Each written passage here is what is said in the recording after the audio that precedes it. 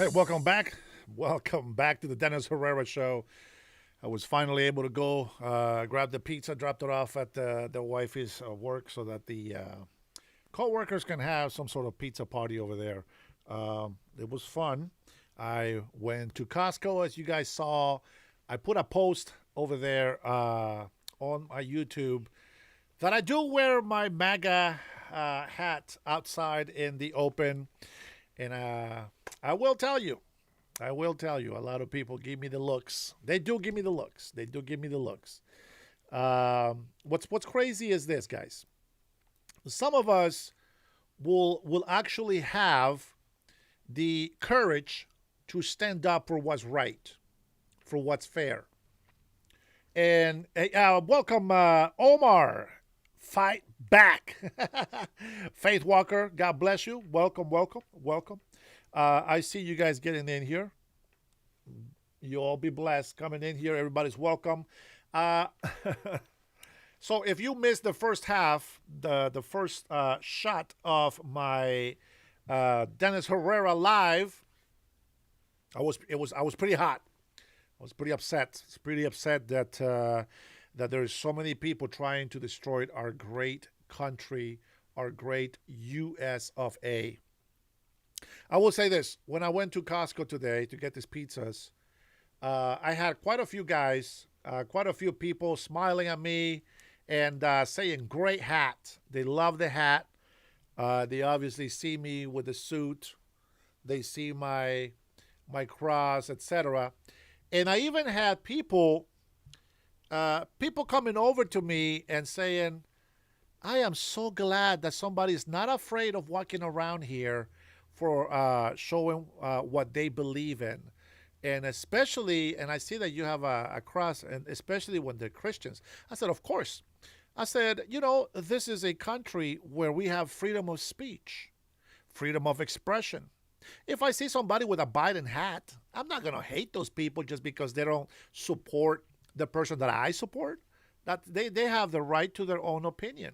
And, I can see some people were really triggered. Some people get really upset. And the one thing that I notice is they always look down at my waist, right? Because they can tell that I have a gun. I'm just saying. Anybody can have a gun. I'm sure they probably have a gun as well. But the thing is that sometimes people will come next to me. Hey, I'm so glad that you're wearing that hat, It's good to see courageous people out there. And I'm in my mind, I'm like, why are you whispering? You can speak out loud. And I said, well, can you imagine? We live in a country where we believe that we have the freedom of speech, freedom of expression. I said, if somebody looks at me and they just hate me because I support something that they don't, there's going to be no conversation. There's going to be arguments and probably fighting, yelling back and forth, but we're not going to have a conversation. And people around it, because it was lunchtime, right? So there's a lot of people waiting for their food at the Costco food court. And I said, if we cannot get past the things that we don't agree on, I said, we're never going to have a conversation. And I said, and that's the problem. you know. And some people just, they walk around all, rah, rah, rah, just kind of pissed off, It is what it is. I had people give me good looks, other people give me bad looks. And I'm going to say, I think here in Washington State, we're really more 50-50, to be honest, on the points that we think about. But I do believe that socialist Democrats have been cheating our elections for a very long time. And I believe that any American that believes that this is a free country, a free nation, and we do have freedoms, I would expect people to question, what the government is doing. And so one of the things that I was going to mention before I stopped the first live, because I had to go, is that President Trump is responsible for taking care of the country. But he cannot take care of the country if the managers are not willing to do the work. Think about it like this. We voted President Trump in. Okay, so he's not a king. That proves that he is not a king. Plus, he is trying to take taxes away. He's trying to make tax cuts. Now, what kind of a king does that? On the other hand, we have socialist Democrats. They love raising the taxes. They know that we have an unaffordability problem, and they keep raising taxes. What I find very interesting is that whenever they need help for their socialist programs, they do it in the most stupid way. Like, for example, they want hundreds of millions of dollars for stupid things that doesn't benefit any of us, okay? And if it benefits part of us, not everybody. And as socialist Democrats that they are, they should be looking out for programs that support everybody, right? That's what I'd be looking for. That's just me. If it was me, that's what I'd be looking for. So just throw my 2 cents in there, okay? I will show you a clip of a socialist, racist podcaster. He's a left-leaning, obviously, and I'll show you this. Now, some of you guys already seen this. The guy's name is Santana, and I just can't help but to laugh at his reaction, at the ignorance that comes from the left. So I will let you watch that video with me so that you can enjoy it, okay? Now, with that being said, think of President Trump as a CEO, right? He is the head of the company. He is the head of the United States of America, which he's a commander-in-chief. He's the president, etc., right? Every governor is like a regional manager, the regional manager for every state. And every state has cities and counties. So they have city mayors, and they are supposed to be the managers. This is how the government works on a company, example that I'm giving you. The CEO expects the manager, the regional managers, to give results. The regional manager expects the managers to give results. And then you have the city council, right? Well, they're the supervisors. They're the ones that come in here and tell people, hey, this is what's happening. This is what we're going to do, blah, blah, blah, right? What is the problem? If the regional manager says the president, right, the manager, the CEO, it's his fault that our company is going down the drain. Think about this. It's his fault. Wait a minute. Wait a minute. Wait a minute. This is how it works. See, we're like a customer, right? We're a customer. We expect the city council to make some good decisions, and we expect the mayors, the supervisors, to handle it and make sure that we get what we're supposed to get. Now, if the supervisors depend on the customers to bring in, the business, well, the managers, which is the governors, they're expecting the mayors, who are the supervisors, to bring some results. So what do we need? The mayors need the support from the governor. The governor needs the support from the president. You can't be at the bottom of that ladder and blame the head of the company. Because the head of the company has an agenda. And this is how everything is going to work. But the regional managers, they don't want to follow that agenda. And neither do the supervisors. So when the company is failing, they don't blame themselves. They don't hold themselves accountable. They blame the president. They blame the CEO of the company. But whose responsibility is it to take care of the cities, to take care of the counties, to take care of the states? I try to use this.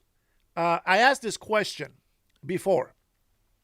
And I'm going to show you. Santana, you guys may have known him. He has the Superman hat that I have, the leather Superman hat that I have. Now, I'm going to show you this because I want you to know that there is people that come in here and they want to trash me. They want to insult me. They want to call me names. That's okay. Whatever. I don't care. But there's also people that come in here and be like, Howard, debate me. Oh, debate me. Shut up. I will eat you for breakfast. You are not worth my time. That's what I think, right? But here we go. So I give this guy a chance.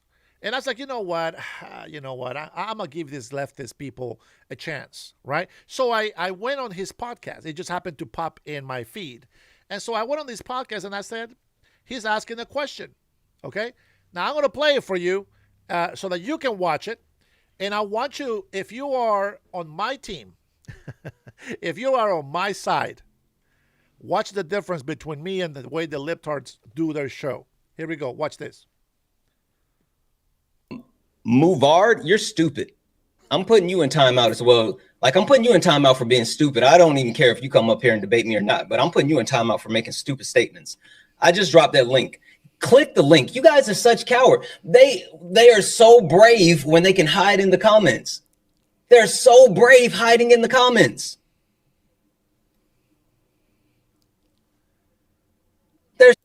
By the way, he can do the same thing to me. He can do the same thing to me. Anybody can do this to anybody. So brave when they're hiding in the comments. What else? Pay attention. What else? Hey, they stopped typing. So they're blocking everybody. They're blocking everybody. And he's asking questions to the people on the chat, okay? Now, watch this.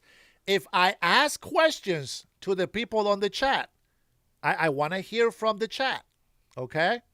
I want to hear from the chat. But the guy is doing this. He wants to hear from the chat, but the moment that the chat starts talking to him, he just cuts them out. He just cusses them out. If I ask you, I'll even open up my phone line. I'll open up my phone line so that you can call me. You know what I'm saying? Okay, let's continue watching this piece. It's not going to be too long. They're being really cautious with their words now. Number one, they're not being cautious with the word. They just blocked. Go ahead, Santana. What else you got? Tell me, who's responsible for the state? There you go. So that's me. So he's having a problem. Number one, he says, remove U.S. global presence. Ban APAC politicians. Politicans, he says. Cut the military budget. This guy does not support our military. He says, cut ties with Israel. The guy is anti-Semitic. Remove white men from power. That's a racist. And then he says, prove me wrong.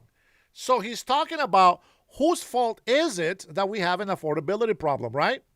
And I asked him a question. I said, who is in charge of the state? There you go.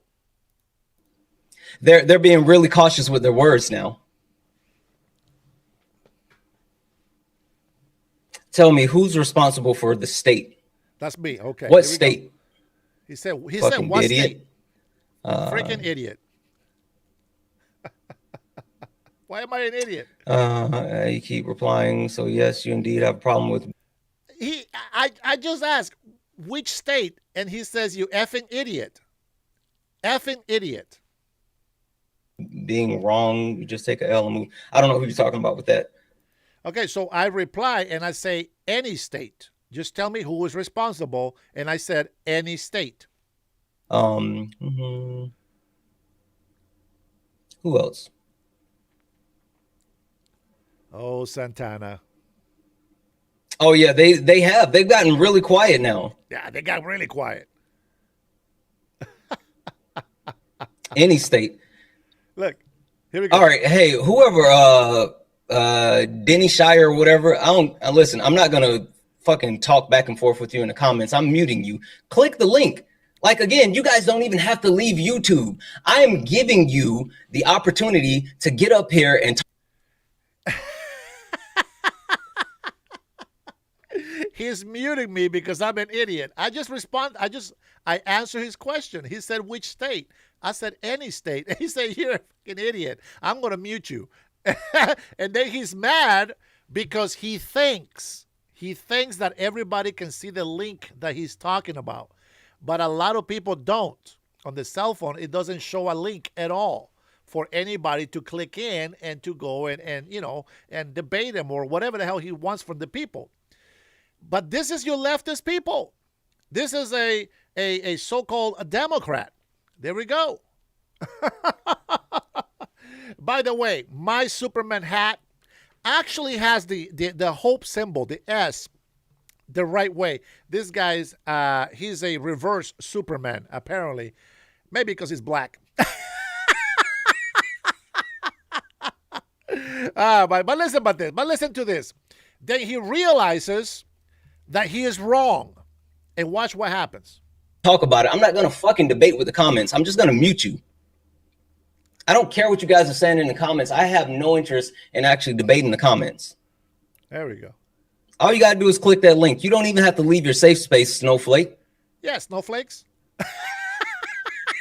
Yeah, a bunch of snowflakes. Look. Here we go. Now he's getting it. Guys, you should see this shit. Now they're all of them are hitting the mannequin challenge now. Uh-oh. No one has anything to say. Everybody's muted. Nobody can say anything. I got muted. I couldn't say anything. You said the link isn't clickable. No, the link is you can click the link. Now he started to realize what's going on. Hold on. Uh-huh. That's not true. I've tested that out. Uh-huh. Yeah. I want to hear. I'm sorry, guys. I apologize. I didn't know that it wasn't working. Okay, let's start over. That's what I'm expecting to hear. Here we go. I'm giving them a chance. That is interesting. I see what you're saying. Do you? Oh, well, type the link out. It's a short link. Oh, well, type it out. I guess it's clickable for some and not clickable for others. That's right. And maybe it probably depends on your view. Regardless, Right. It's a short link. Right. Uh-huh. Fuck it. It's still a short link. Click it. Or if don't click it, then type it. I don't know. Fuck that. I don't care. That's how he apologized. He said, F that. I don't care. That's how he apologized. That's how he apologized when he found out that he was wrong. Now, I'm sorry, guys, but that's not the way to do things. That's just not the way you do things. It is what it is. It is what it is. That is not the way we do things.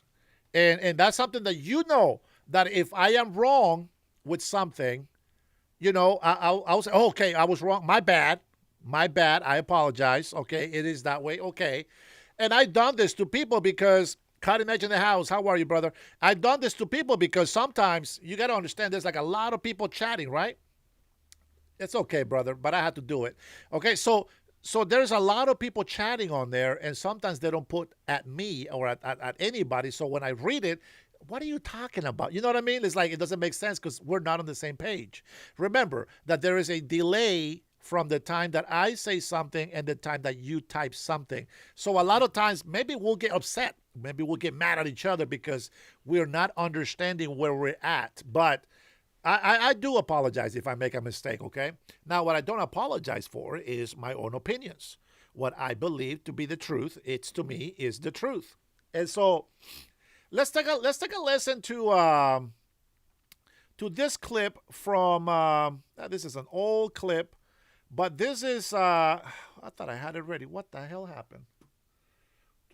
What are you? Oh, man, it probably closed with the last one. All right, I'll find it again. Hold on. And let's see. Where did I put you? Where did I put you? Where are you, Nancy? Here we go. All right, bear with me. Support strong border control, and it must be part. Dang it, man. Hold on. Essay? I'm trying to get to the spot where I think she starts.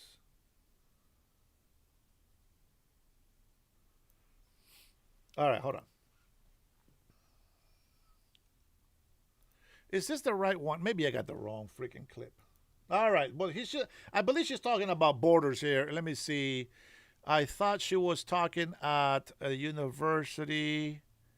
She almost has the same haircut. Interesting.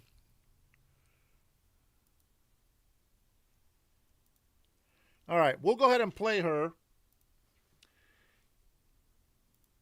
This is Nancy Pelosi. This is Nancy Pelosi. You wouldn't recognize her by the way that she talks today. But let's take a listen to her because I want you to listen to the Democrat leaders. Here we go. Go. Borders. That's an oxymoron, something we can't tolerate. Borders, of their nature, our definition as a nation and our protection as a country. Broken borders, they don't exist. We can't tolerate them. So let's say from the start that we all in this body, and I know I can speak very firmly for the Democrats, support strong border control, and it must be part, and the first part, of any comprehensive immigration reform.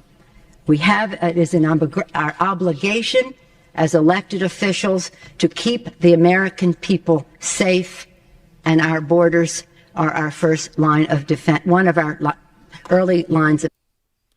Fantastic. I agree. Dennis was still a Democrat back here.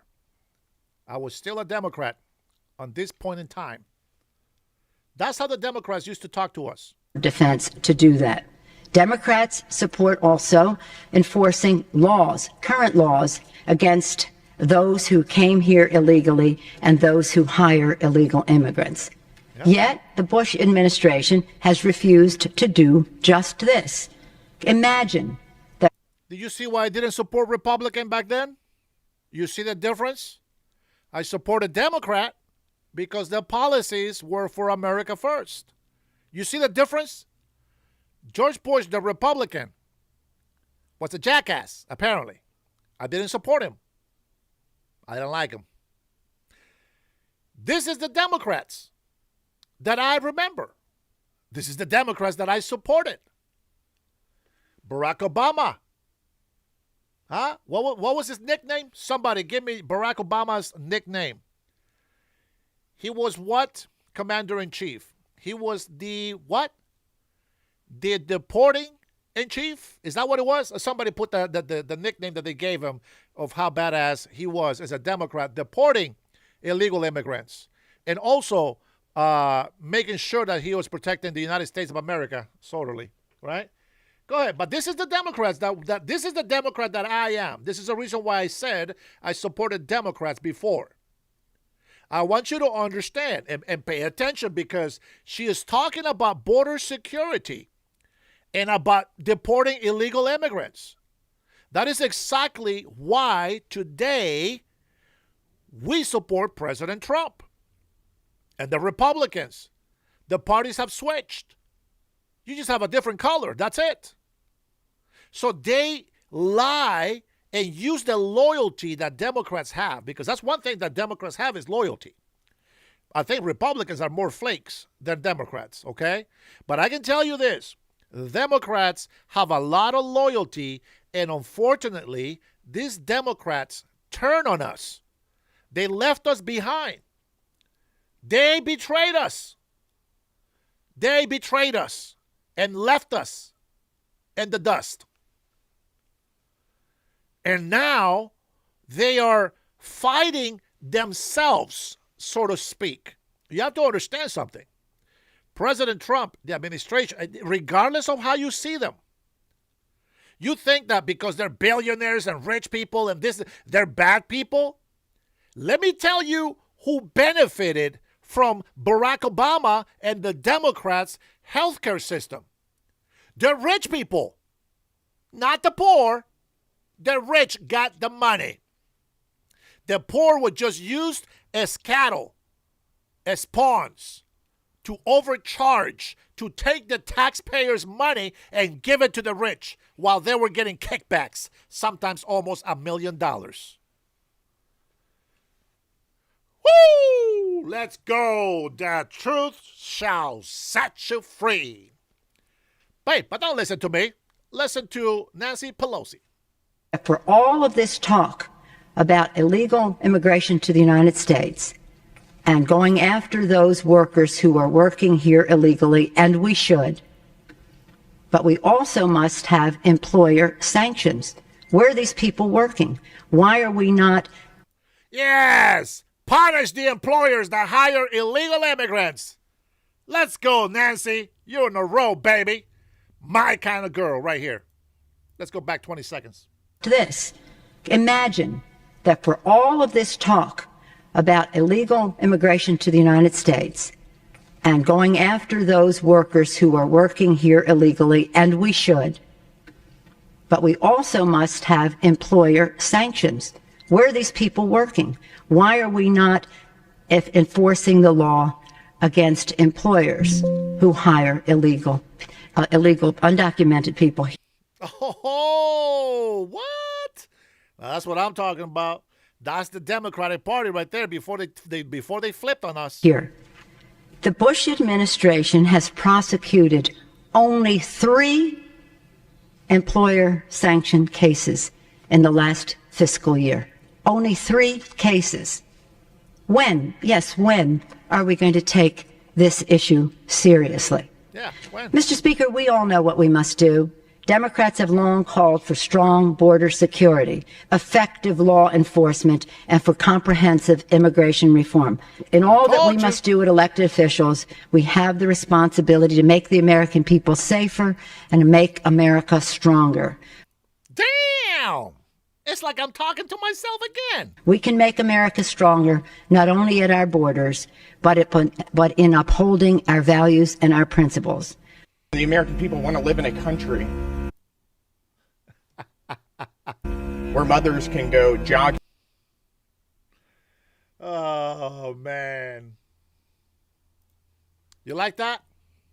You like that? How many people do I still have on the chat from the Democratic Party? How many Democrats do I still have on my chat? Let's go. Let's go.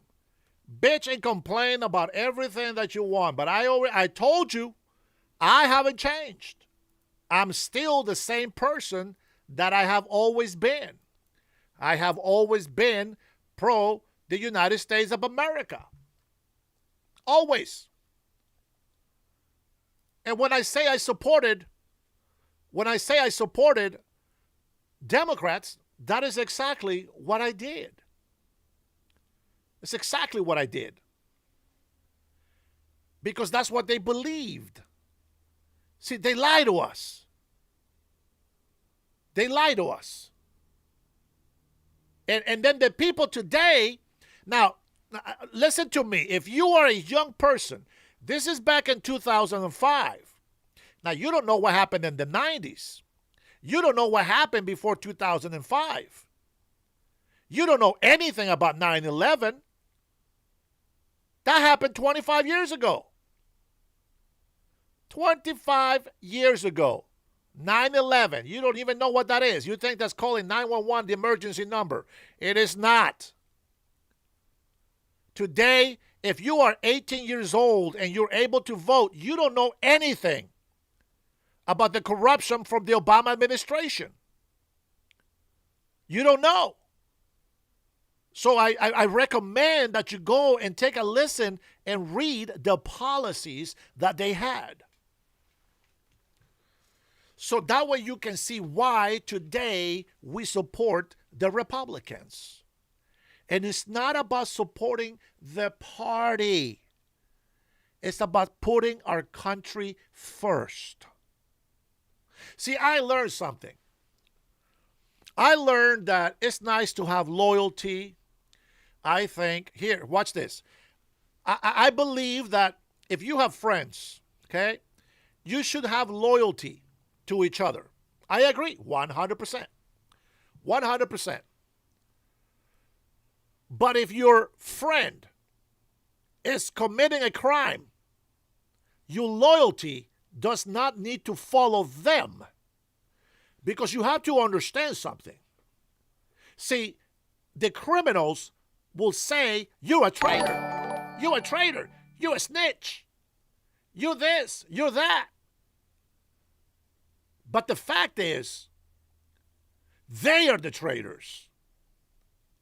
They are this and that.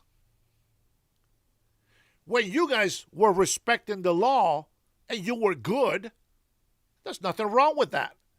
That's how I feel about Democrats. We were supporting our country. So there's no problem in that.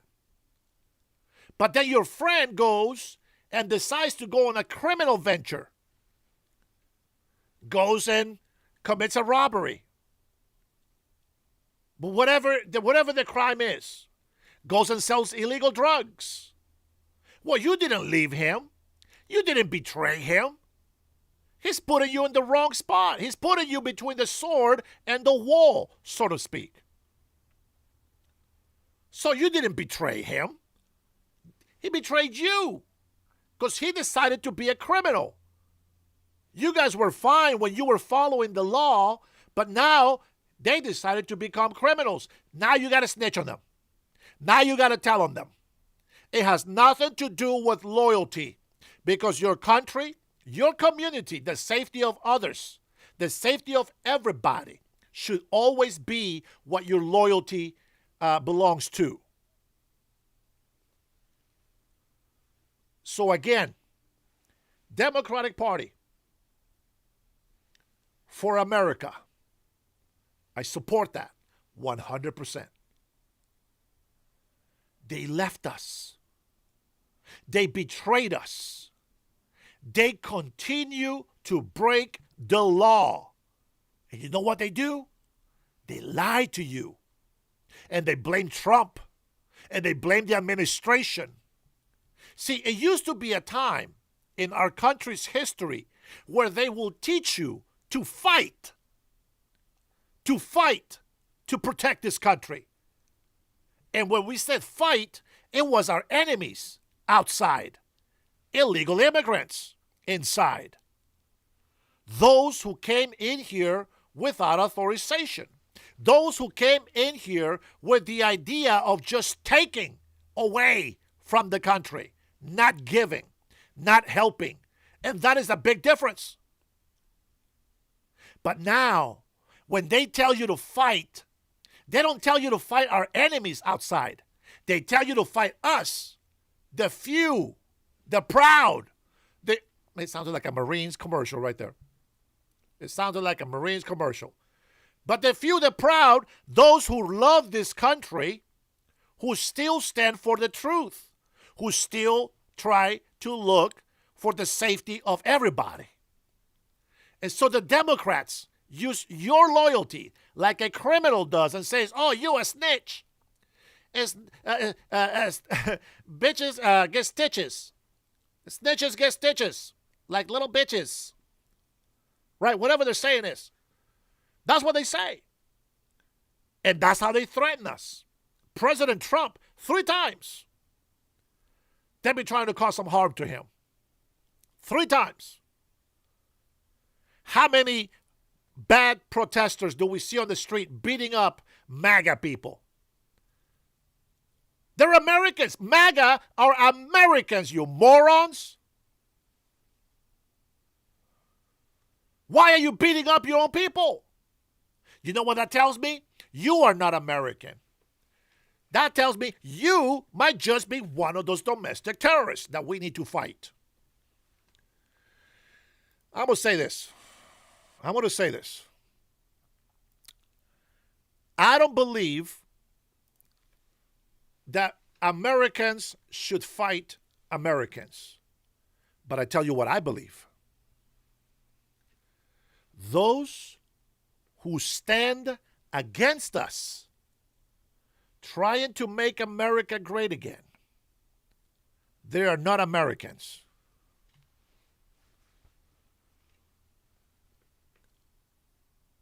We are hated because we believe on what? Following the law? Abiding by the law? Why is it that I can go into a leftist podcast, guns everywhere, ain't nobody banning them? The moment that I show you a skit with fake guns, I get banned. Why is that? I try to tell the support team from YouTube, I said that's hypocritical.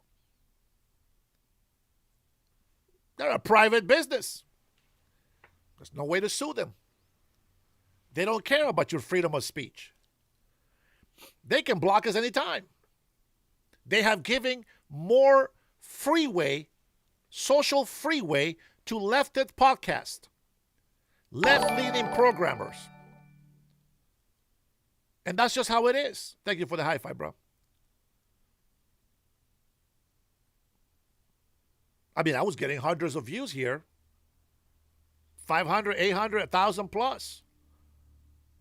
But because we keep talking about the truth, I get it. Maybe 19,000 of my subscribers, they just don't care to come back and watch my videos.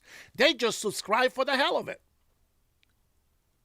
Maybe those 19,000 subscribers that I have don't exist.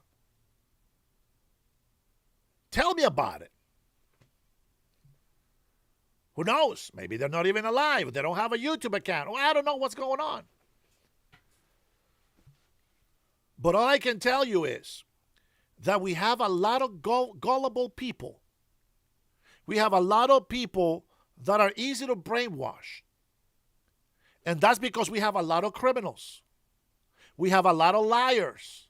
We have a lot of hypocrites. We have a lot of people who don't believe in God. We have a lot of people who hate religious people. The battle is we're bringing up this square rock up the hill. That's our fight as conservatives. That's our fight as Americans. We are pushing a square rock up the hill.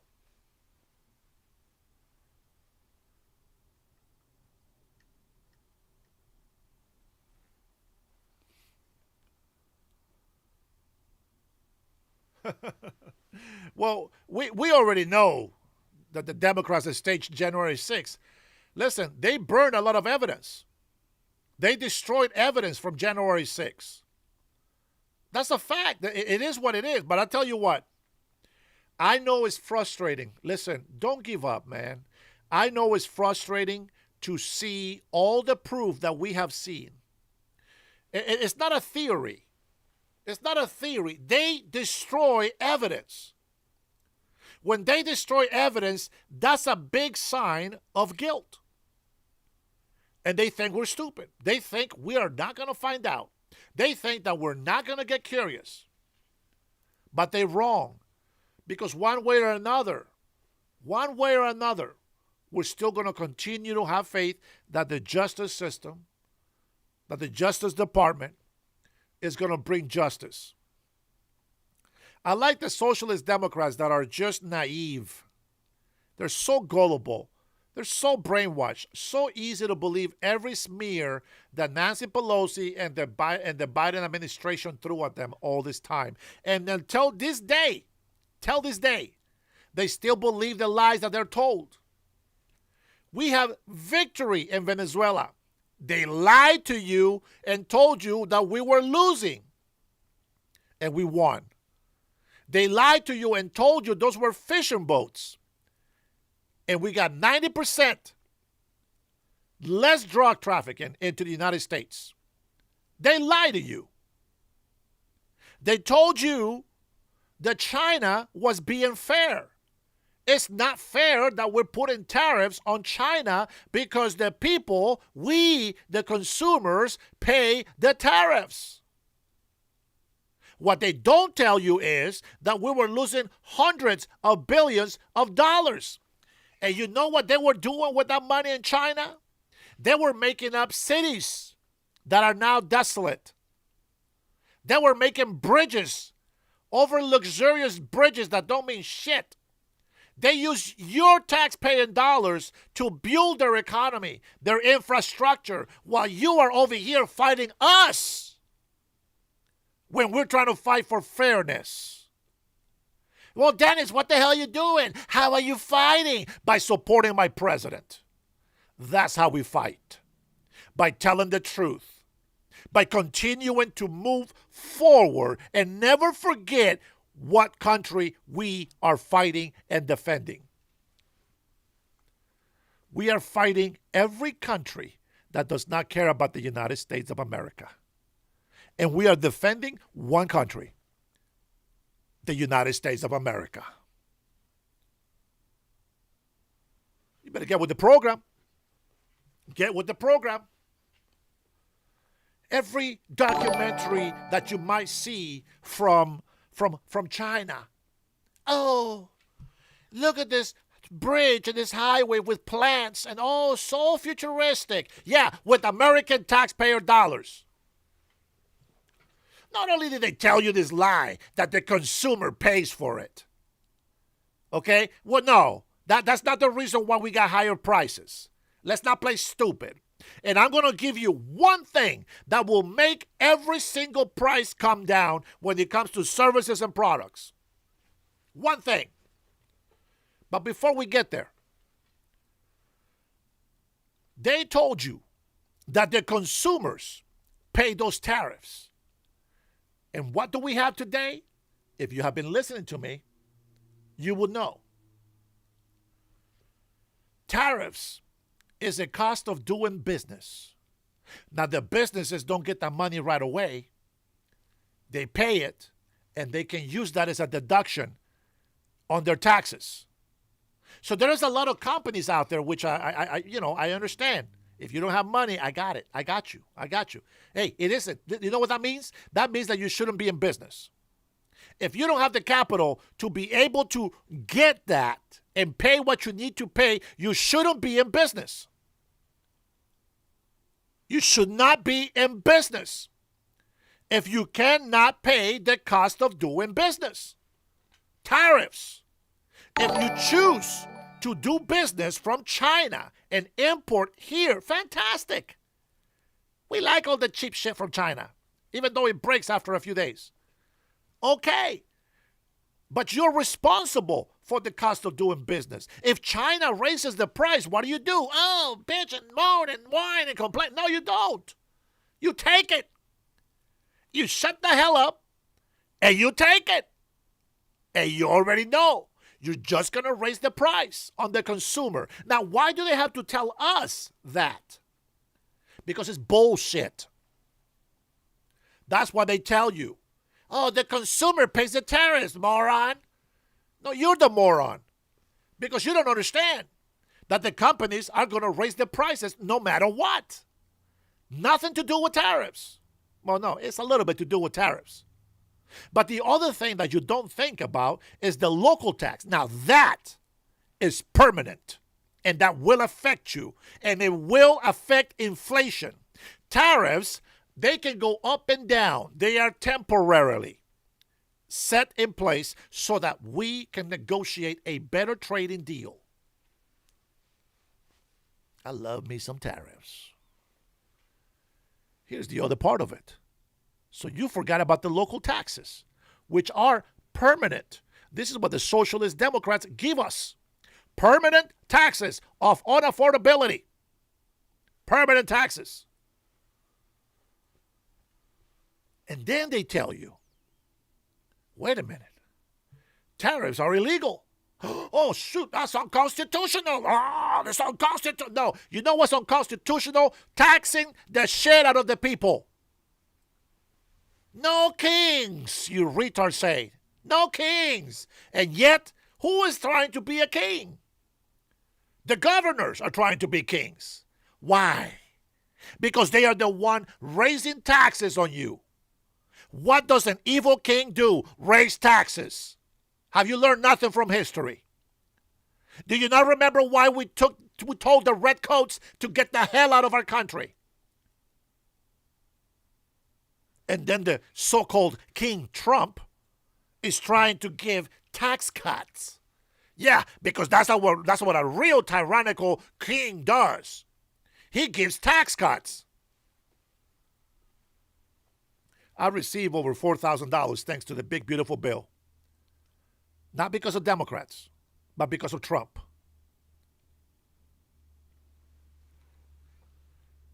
They have a lawsuit. They have a lawsuit to get back $166 billion. That's money away from us, the people. And it's going to go to corporations. And guess what those corporations are going to do for you and me? Nothing.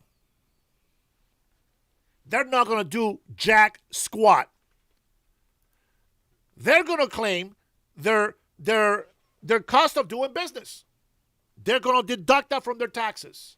And they're going to get that money from the government. They're going to get those tariffs that supposedly they lost. They're going to get it back. In the meantime, they already did their taxes. They already got their cost of doing business back. We didn't get no rebates. We didn't get no checks. They didn't lower anything on the products. I was paying more because they said tariffs. I said, okay, we got to sacrifice. We got to do what we got to do. The tariffs went down. Did you see the price of food go down? No, it stayed up there. It stayed up there. Blame President Trump for the economy. Sure, absolutely. Let's blame President Trump for the economy. Why not? Hey, don't talk about the governors and the mayors. Forget about those guys. Yeah, they're small potatoes. They don't have nothing to do with anything. No, they got everything to do with it. Can you imagine? Give me one thing on the chat. One thing. Let's see if anybody thinks the way that I think. Okay? Give me one thing that the local government can do to lower prices across the board. There's two things that you can think of, but one of them is the most important one. Let me see if anybody puts something in there. The bankers don't need any more help. They still take the houses away from people. I don't like the bankers. Fuck them. I say, fuck all the bankers. They put all these high fees when you get an overdraft fee, $36. $36. Even though you're going to give them the money anyway. $36 they charge you for every $5 that goes under your account. Yeah, okay, screw the bankers. When the bankers got saved, people still lost their houses. The bankers didn't say, oh, hey, you know what? Wait a minute. If we got help, I think the American people also should get the help. But you know what they did? They took the houses away from the American people because they couldn't pay their mortgage or their taxes. Isn't that crazy? It's unbelievable. It's just like people don't think, or the people that come into our conservative channels, they're just paid. They could be really, ignorant, or they're getting paid. I don't know. Maybe they're just retarded. You got mental problems. Maybe that's what it is. I can't see why any American in their right mind would be against me right now. All right, let's take a look. Let's see. Anybody put not the rent? Let's see if anybody put anything good in here. You need bankers. The bankers keep the cash flow moving and the economy from collapsing. That's not true. We have to bail out the bankers too many damn times. And they don't bail out us. Yeah, you save the bank, but they don't save shit for us. we still lose our money. Caitlin actually says, shout out for Real with Mike. For Real with Mike, she says. Big shout out to Mike. God bless you, brother. Keep fighting. Rob Castillo says, I know about removable taxes and income taxes. Guy, Gia, that's a good thing, but no. Removable taxes and income taxes from properties. Close. Hey, Liquid Ski, how are you? Track ownerships. Let's see. Jason's missing Caitlin. Joshua says, fake news. Fake news. This oh, boy. All right. Fake news, he says. Fake news. All right. Let me see what else we got in here. Anybody? Or stay empty, buy responsibly. An inside job just like they're trying to do now. Jason, David, you're going too crazy, going off the rails here. The people every time forget state taxes are for only the states and federal taxes is for the country. Absolutely, Cutting Edge. As always, you, my friend, are always on top of things. Now, if you're doing super chats, I don't see them. I apologize. I can't see them on my multi-stream chat. That's the problem with doing that. But I'm going to tell you one thing. Here we go. Tell me, so far, if you're paying attention, what has your local government told you that all prices are high right now? It was the tariffs at first, but now it's not the tariffs.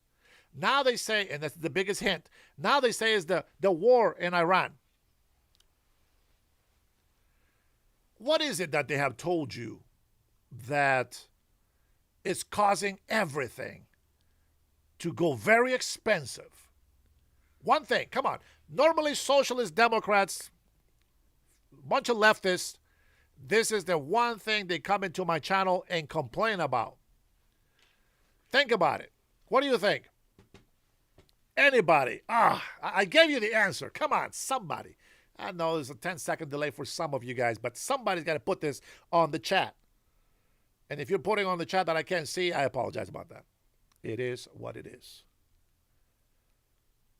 Come on, people. I want you to know. Oh, my God. I'm getting bored. Listen, I'm going to tell you something about me. Democrats' taxes, very dang close. Here's the better question. Taxes on what? You got to have an answer, guys. Come on. I want to see some intellectual comments on there. There you go, Jeff. Dang, man, do I have to spit it out for you guys?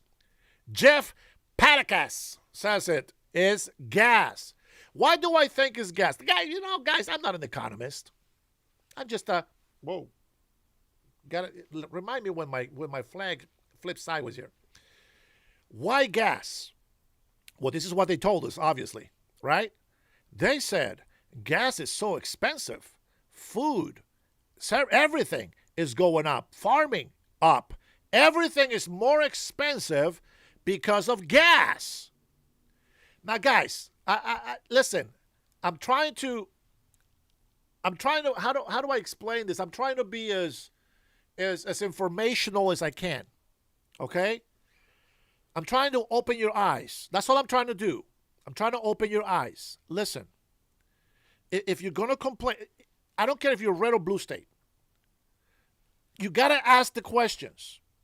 I know you've probably never been into politics. Excuse me. You've been putting that to the side. You don't want to get involved. It's too much drama. It just pisses me right off. Oh, it's just such a pain. And I'd rather just live my life. And, well, it affects you, whether you like to get involved or not. So it does affect you. But let me just remind you again. Oh, my gosh. It's just when you think about economy, I get it. Every city, every state, we need to make money. But how do we make money? How do we collect more money? Well, we do it by creating more jobs. But you know what? The craziest thing is, every time there is a job lost, the first thing that the people in government, local government do, they do is they blame the president. Listen, listen. If you want to be irresponsible, don't blame somebody else for your stupidity. Don't blame somebody else for your stupidity. The economy over here in Seattle, Washington was shot. All of a sudden, President Trump put some tariffs. You know what the governor said? Oh, well, the economy here in Seattle is trash because tariffs. What the fudge, dude?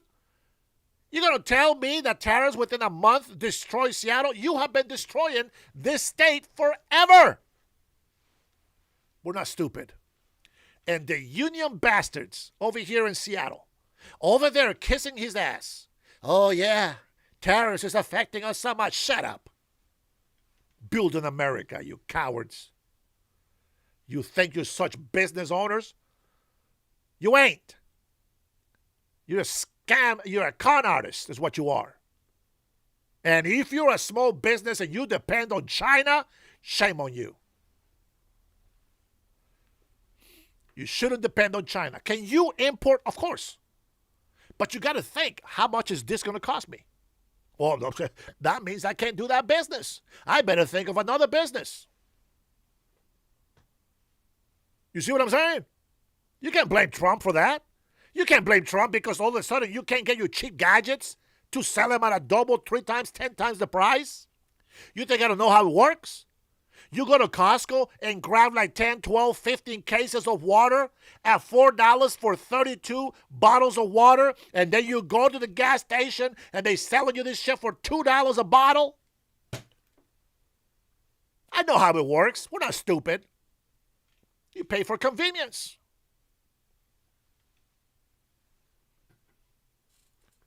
But the problem is not tariffs. The problem is not tariffs. Businesses will get their money back one way or another. Us, the consumers, the price gouging that we have to pay, we don't get jack squat. Nothing. Zero, zilch, nada, settle.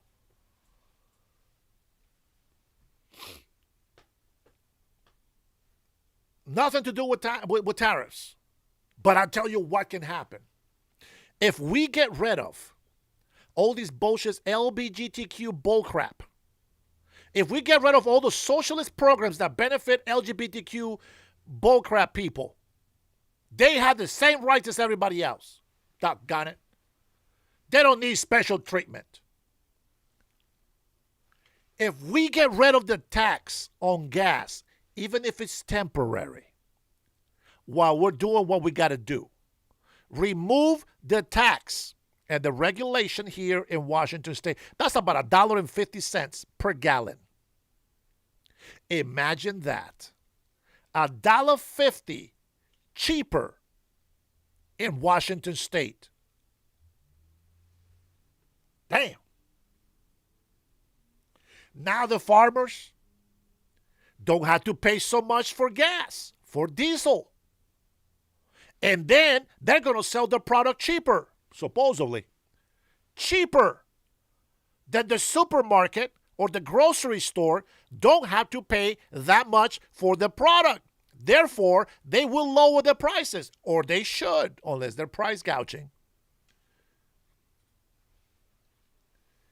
Gas has been proven to be the biggest commodity, the biggest useful tool that we can have under our belt. And as such, I'm going to keep saying it, and I don't care if the government thinks I'm wrong. We need to invest on refineries. Who gives a shit about these insurance companies globally? We can be independent. We got plenty of technology to filter all the water, to refine our petrol, our oil. We don't need Iran's oil. We don't need nobody's oil. We got our own. Why are we not allowed to use our own? And don't give me this bullshit that is too expensive. If we can use $200 billion a day to fight, we can build these refineries. Listen, even if the government owns it, so what? Let the private people still own the oil, and they just let us use the refinery. Every single American citizen is going to benefit from that. Oh, here we go. John Didier. Oh, Dennis, please take an economics course. You're a moron for taking an economics course because you can't think for yourself. You know how many economists came into my channel telling me, I got 30 years of economist. I got a master's degree on the economy. They were wrong about the recession from tariffs. Fuck them. And I was right. There was no recession. They were wrong about us losing money, and I was right about getting hundreds of billions of dollars back.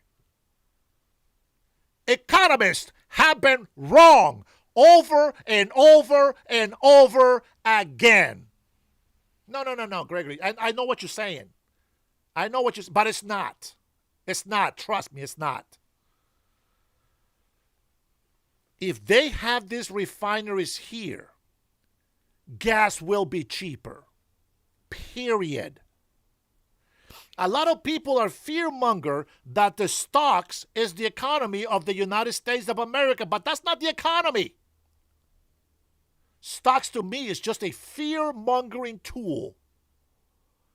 You can own companies, fantastic, whatever. Do whatever the hell you want. But the economy of this country depends on what we move around over here. That's how it works. There you go, finally, Greg. Is that the same Gregory that told me to get an economics class? Let's see. Oh, thank you, Jeff Patacas. Who told me to get an economics class? Yeah, some economists are paid off. Yeah, okay. Again, listen, it doesn't take a genius. It doesn't take a rocket scientist to do this. Use common sense. Let me tell you what I see. When I see that this whole fear-mongering from tariffs and gas prices have been the reason for why prices are so high, it only makes sense to call it for what it is. And that is that tariffs are not the problem. And that is that the war in Iran is not the problem. It is an inconvenience, but it's not the root of the problem. Think about this. When gas went up to $3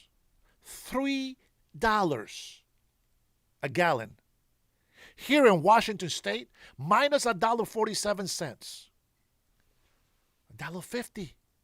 $1.53, baby. $1.53 a gallon. $1.53 a gallon if there was no taxes or regulations on the gas. Now they want to push for more octane in the gas, which of course, from some experts, say that this type of gas is going to destroy the engines of certain cars. Maybe from a couple decades ago. I don't know. I'm not a mechanic, but that's what I heard. And well, while I don't believe them, I also don't deny it. I will neither confirm nor deny that more octane on the gas is going to destroy your car. There's something about it that says that it disintegrates something. I don't know. It eats away or something at the car or something. The point is, you don't need to be an economist to see the truth. Tariffs, yes, an inconvenience. I agree. Gas prices, to a certain extent, sure, war in Iran, I get it. But the fact remains that we can make these refineries work here in our country. And maybe the gas will stay at $4 a gallon. But isn't that a long-term investment to say, okay, we'll pay $4 a gallon and we'll get used to it. We'll pay $4 a gallon, but let these people make refineries. The refineries, they cost between $5 and $15 billion. Guys, I said this before. Do we need money? Let's pull out of NATO. Forget about NATO. We'll pay $100 billion for NATO. Because the next country that pays more than anybody else is $66 billion. Imagine that. We're paying almost $1 trillion. Not $980 billion is what the U.S. pays to NATO. How about we just give them $100 billion and we use $100 billion that we don't give to NATO and then we pay back to the debt and we can build at least 2, 4, 6, maybe 7 or 8 new refineries of fine, sweet oil.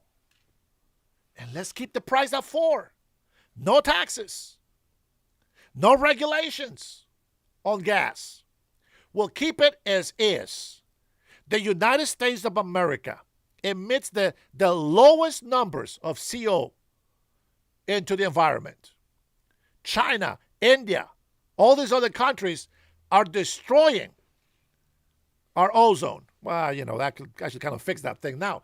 But they have the most dirtiest air anywhere in the world. So I think the United States of America is doing a pretty damn good job. Just saying, we are wasting so much money on NATO. And what happened with NATO? Oh, there we go. That's the guy. That's the moron. John Didier. That's the guy. He says, you're not as intelligent as Canada's boss. He trained economists. Says USA tariffs are a big mistake. And I say he's wrong. So what? So what? All those economists are wrong. I guarantee you, 100%. Remember, you hear that here at the Dennis Herrera show. I don't care what they say. Canada is effed up the yin-yang. Canada is screwed by the stupid leaders that they call themselves such professional economists. They don't know jack shit. And Canada is going down the toilet as we speak. Alberta is trying to leave, for Pete's sakes. Alberta, if you are Canadian, Alberta, we want you, baby. We want you. We want all of you people. You know why I want the Albertans? Because Albertans, most of them, they're conservative like us. They believe in working their ass off to make money, to save, and create a better future for their children. I want Alberta over here. And I want all the socialist rats to move up to Ontario. Get your ass over there to Ontario. Get over there, go live with your happy LGBTQ people, and go destroy that little piece of land. But we want Alberta and all the American people that want to have a prosperous country. Let's make America great again. Again. You know what I'm saying? Please, man, come over here and try to insult my intelligence. What's wrong with you, man? I'm a half a century old, bro.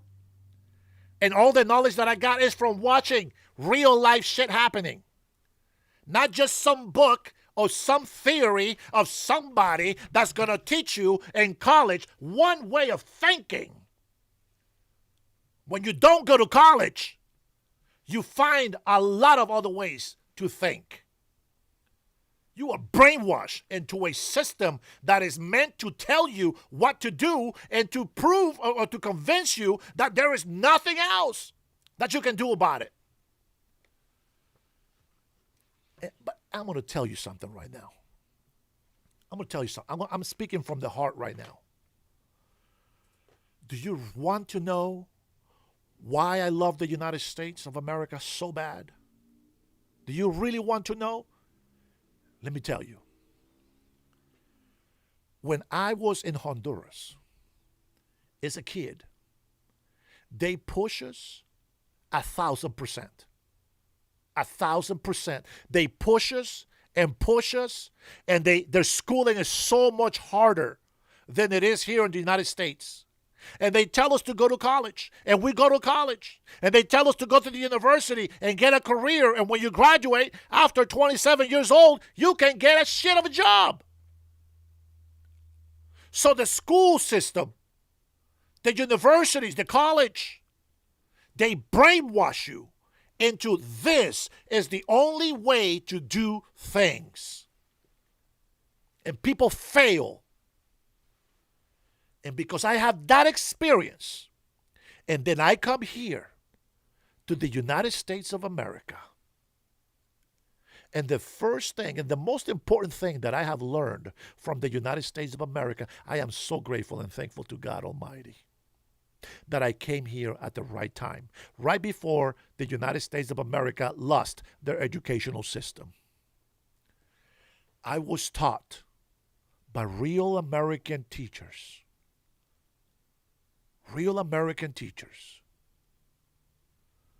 that you got to work smarter, not harder. That's what I love about the United States of America more than anything else. Because this country taught me to free my mind. I was taught to follow this path that everybody follows. The economy only moves this way, and if you don't do it this way, you're going to fail. And you know what I've seen? The opposite. People went and thought outside the box, and they became entrepreneurs. No longer did you have to go work for somebody and hope that you get promoted and eventually you become a manager and eventually you become the CEO. No longer were you stuck to one idea of working for the man or flipping burgers and fries.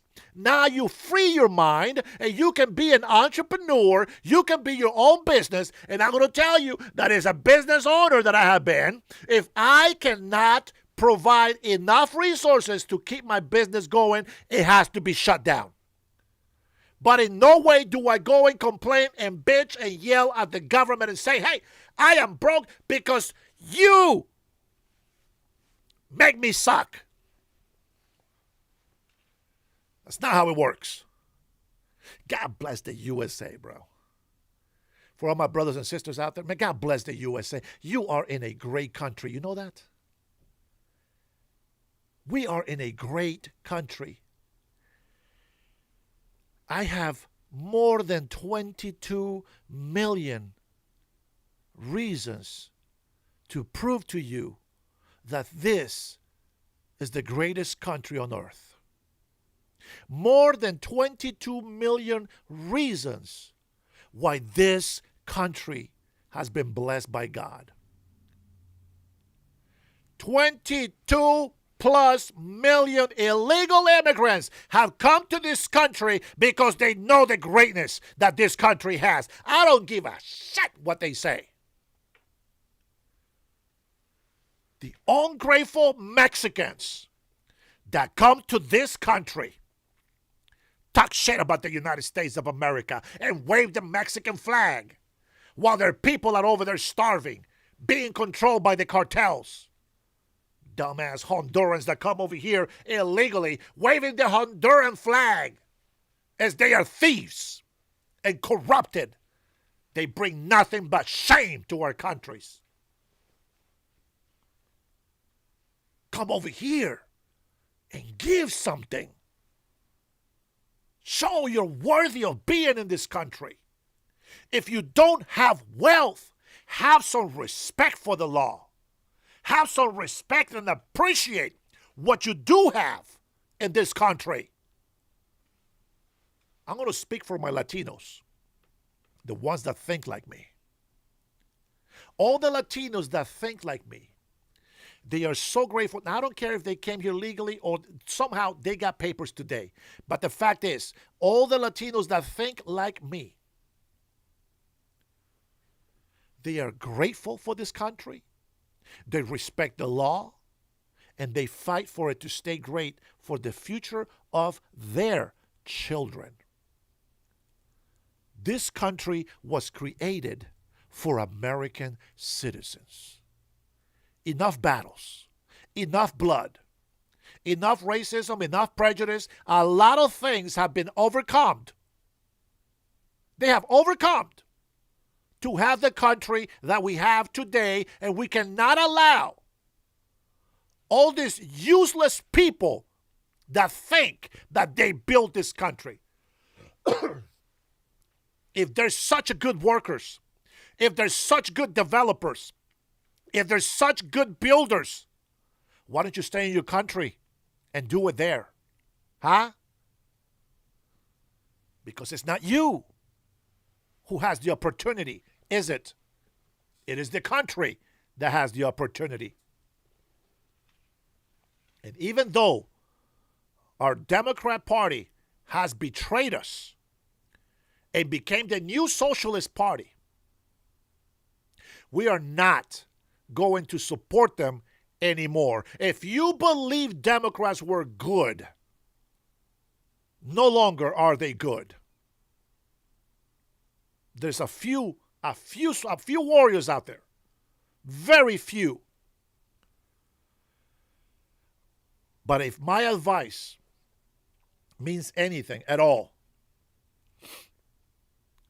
don't vote Democrats in the midterms. The stupidest thing that you will ever do in your life.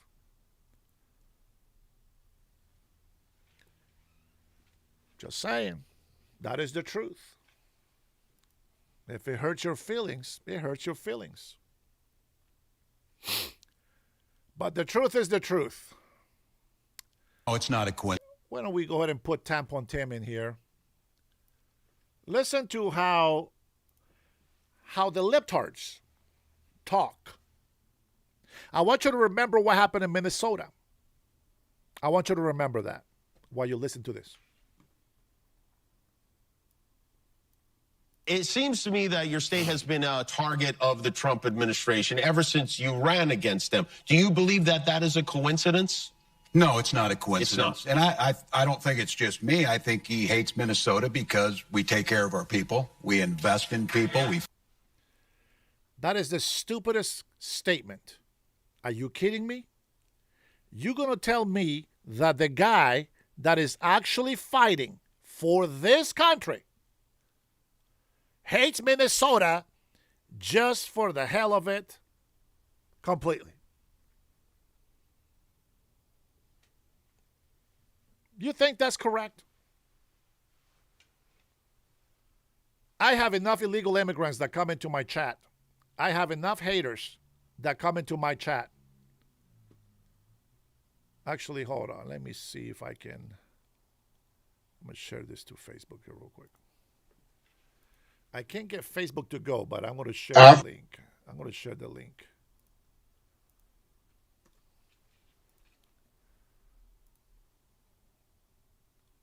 There we go. Hold on. Somebody's messaging me on Facebook.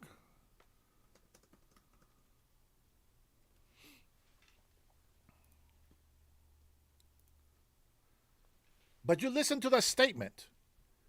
President Trump just hates Minnesota. That's the logical conclusion. President Trump hates Minnesota. Unbelievable. Why does he hate them? Let's take a listen again. You ran against them. Do you believe that that is a coincidence? No, it's not a coincidence. It's not. And I don't think it's just me. I think he hates Minnesota because we take care of our people. We invest in people. We feed our people. Who is our people? Remember, the leftists told me, I betrayed my people. I said, who is my people? And I'm going to prove to you who his people is. When I said, who is my people? What is the one thing that I tell you guys? My people is every American patriot that tells the truth and fights to protect, honor, and respect the United States of America. Those who put Americans first, those are my people. Law-abiding citizen, those are my people. Criminals are not my people. Eddie Solano is a criminal, is not my people.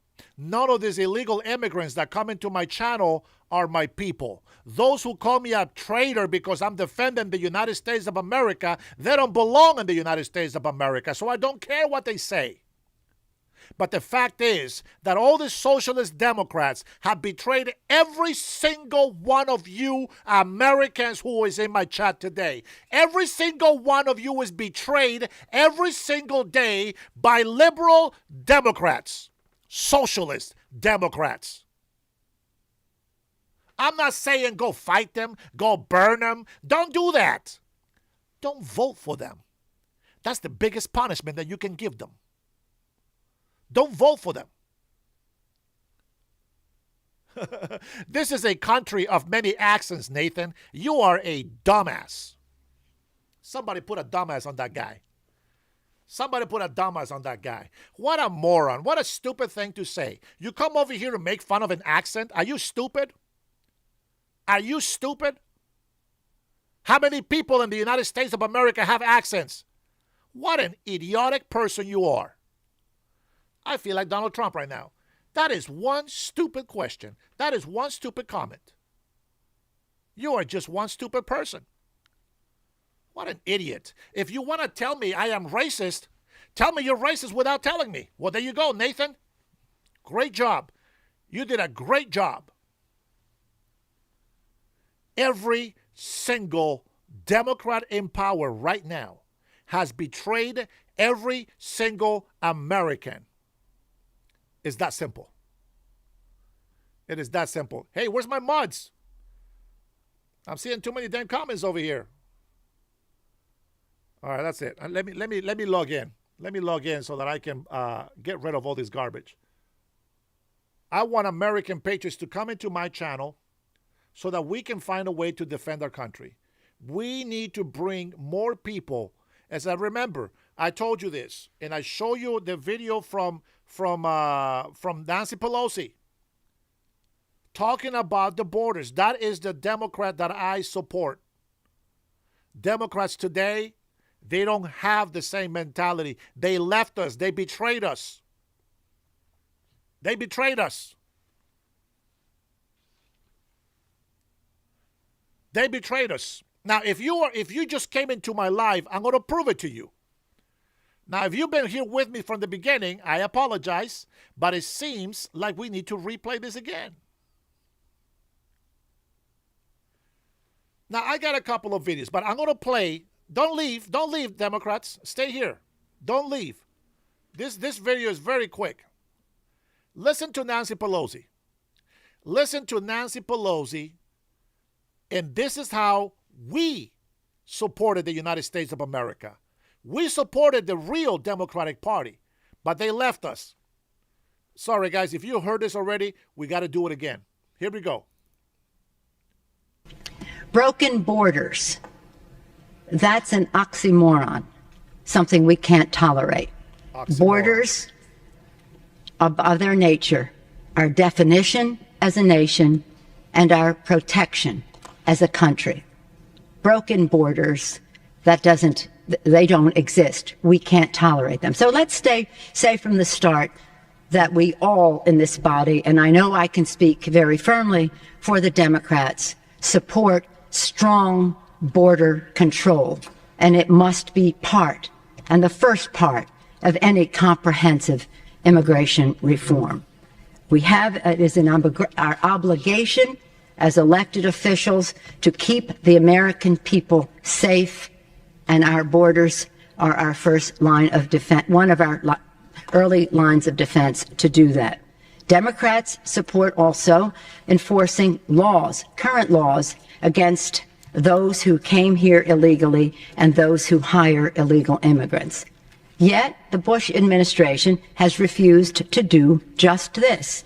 Imagine that for all of this talk about illegal immigration to the United States and going after those workers who are working here illegally, and we should, but we also must have employer sanctions.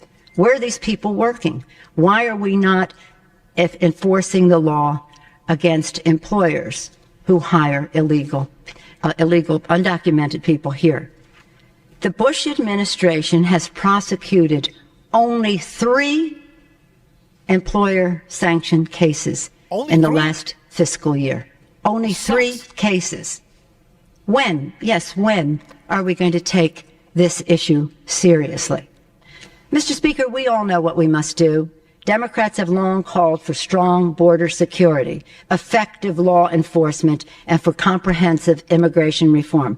In all that we must do as elected officials, we have the responsibility to make the American people safer and to make America stronger. We can make America stronger not only at our borders, but in upholding our values and our principles. The American people want to live in a country Well done, Nancy. where mothers can go jogging. Well, no. Oh, well, here's Gil. I know I didn't play this, but it's because I wasn't going to talk about Gil, Congressman Brandon Gil. The American people want to live in a country where mothers can go jogging in the morning and not have to worry about an illegal alien murdering or raping them in their communities. I think that's a bit extreme, but it's on point. But you see the difference? Oh, look us here. Look us here. Sister Tan. How are you, Tan John? You know, you can see it very clear that the Democrats that we supported at some point, we haven't changed. Because the policies that Trump has are the same policies that we believe when we supported Democrats. When I supported Democrats like Barack Obama, he had the same policies. Same policies. Remember Chuck Schumer? Of course you do. Over where we go, people say, well, why can't you stop illegal immigrants or others from coming here? And the number one answer we give our constituents is when they come here, they can get jobs, get benefits against the law because of fraud. Yeah. Not a single federal dollar. Not a single federal dollar goes to undocumented immigrants. Not for Medicare, not for Medicaid, not for ACA. Why are they making up this lie? You see? Chuck Schumer still on my side back then. Chuck Schumer was on my side. Marvin Bernal. Copyright. I'm going to ignore you. I'm going to pretend that you're not talking about me. What a moron. If you talk about me, you're an idiot. You like that, right? You like that? For real when Mike is here? What's up, baby? Here, check this out. This is Nancy Pelosi. Nancy Pelosi used to be a hottest, man. Nancy Pelosi was cute. I don't think she's ever been like a great brain, but, I mean, she was smart enough to fool most of the slow people. Watch this. Really come here to talk politics and Let me get to the point where she's going to talk. This is a video that I have taken that way. Here we go. well, I didn't really come here to talk politics in this venerable institution of freedom of speech and not a political arena.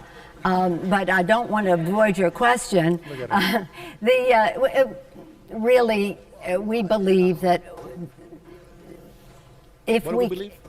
The message of reform is a very important one for the American people. And I think it's important for the Democrats to win the House, don't get me wrong. But I do think what's more important in an election is how the issues are addressed and what the majority, whoever they are, address those issues. For example, in the election of 2012, we didn't win. But on the subject of immigration reform, 70% of the Hispanic community, 70% of the Hispanic community voted Democratic. Well, that did something to clear the thinking of the Republicans on the subject of immigration. You heard that? They weren't there, and now they are. Did you hear that? Did you hear that? Did you understand? I didn't vote because I couldn't vote back then. I was just a resident. Did you hear what she just said? I think you missed it. All the illegal immigrants, all the Hispanics, stay here. We're going to replay it. Listen to what she says. They beat George Bush. Barack Obama came in. Barack Obama came in. 70% of Hispanics, of Latinos, were following what I follow. 70%. And she says Republicans didn't get it. There's one Democrat that did get it and got it today. And that Democrat also understood that the Democratic Party left us. They left us. Listen to her voice again. Immigration reform, Yeah. 70% of the Hispanic community, 70% of the Hispanic community voted Democratic. Yeah. Well, that did something to clear the thinking of the Republicans on the subject of immigration. They weren't there, and now they are, and we will have a bill. So there was a success there, and that's really why we're there. We're not, it's a. You see that? Did you see that? Republicans weren't there. But after seeing 70% of the Hispanics being here, like, oh, wait a minute, I guess we should be able to defend our country. And Republicans voted with Democrats doing what they needed to do, etc. And I'm going to say this. Barack Obama did try to pass immigration reform. Democrats and Republicans, both in Congress and the Senate, said no to immigration reform. About policy more than politics. Politics are a means to get your policy to prevail. There you go. I support policies, not politics. Whether that's by winning the election or by winning on the issues in the election. So I'm going to work my heart out and do everything possible for the Democrats to win. Don't get me wrong. But I think it's really more important to make sure we have an honest discussion of the issues so that the American people weigh in. It goes to your question. It goes to every question. Abraham Lincoln said, public sentiment is everything. And if you have the public sentiment on the side of the future and bipartisanship, that's on the ballot too. Our names are on the ballot, our parties are on the ballot, but bipartisanship and cooperation are on the ballot too. And that would come in first in any election. But obstruction is the order of the day. We're saying vote for us or send a vote that says cooperate. And I think our country will be well served and our political system will have done its job. That's about as political as I will get at the moment first. Right here. I could see you after, but. That's about as political as she needs to be. Isn't that crazy, though? You see the way that they used to think. And little bit, this is where you see the introduction, the flip. This is when they flipped. The Democrats stayed consistently with border security, with illegal immigrants not being allowed to work in this country, and with punishing employers who hire illegal immigrants. Do you know why? Working here without a permit is it is a felony. And if you are here illegally, you can do jail time and be banned from ever coming back to this country. Does it happen? No. What do Democrats do now? Well, they don't think the same way anymore. Now they're thinking open borders. Why? Because that's how they stay in power. Allowing vulnerable people, gullible people, easy to control people into staying here in their states. I've said this before, and I mentioned this many times. Democrats support illegal immigrants because it keeps their high population up to get money from the federal government, which California gets a lot of money back because of the quantity of people that they have in there. And not only do they get more money back, they get more power in the House because they get more representatives. They think we're stupid. They think we need some sort of degree to figure this out. Well, we don't. We just got to go look for the information that we're looking for. That's all we got to do. Berniel, what's going on, brother? I see you, man. Let's get rid of this tampon. Listen to this guy. They have no goal to help our country. That this is my post on X. They have no goal to help our country in any way. All they want is revenge against President Donald Trump, and I say, fuck them. All of them. That's what I say. Let's listen to this guy. And he said, we don't, if There we go. I'll let you listen to it and watch it. if you win your race, do you want to see an impeachment vote right away? Yes, Donald Trump needs to be impeached. Of course, we don't want to weaponize the government at all. None.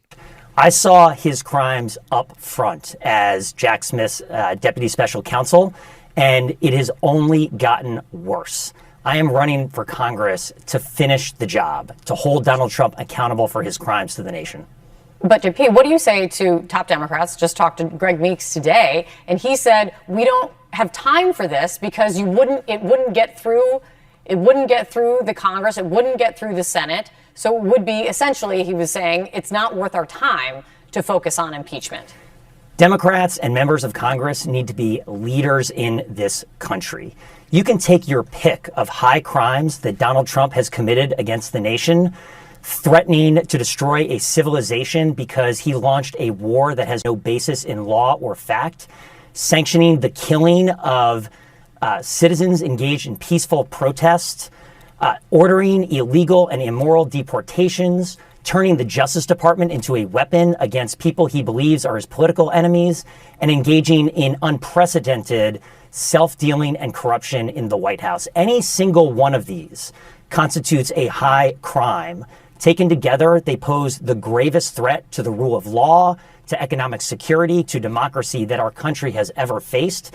Democrats need to step up and lead and confront MAGA Republicans with Donald Trump's crimes and make them choose between our democracy and the rule of law or Donald Trump's lawlessness.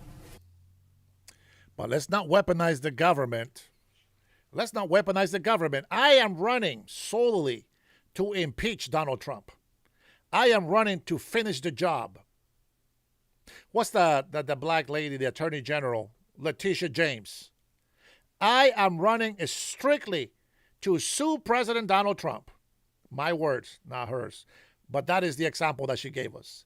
That she was going to go every day, and every day she was going to be so happy to go and sue President Donald Trump. That was her words. Isn't that crazy? But they say don't weaponize the government. Well, I think that every single one of these crooks on the Congress, on the Senate, they should all be investigated. They should all be audited on the money that they have gained while they've been serving the people.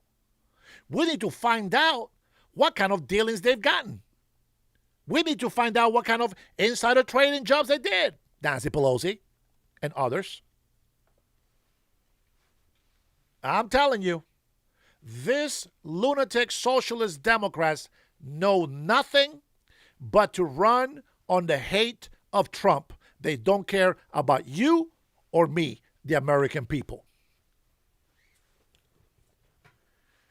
When are you gonna realize that you're being lied to?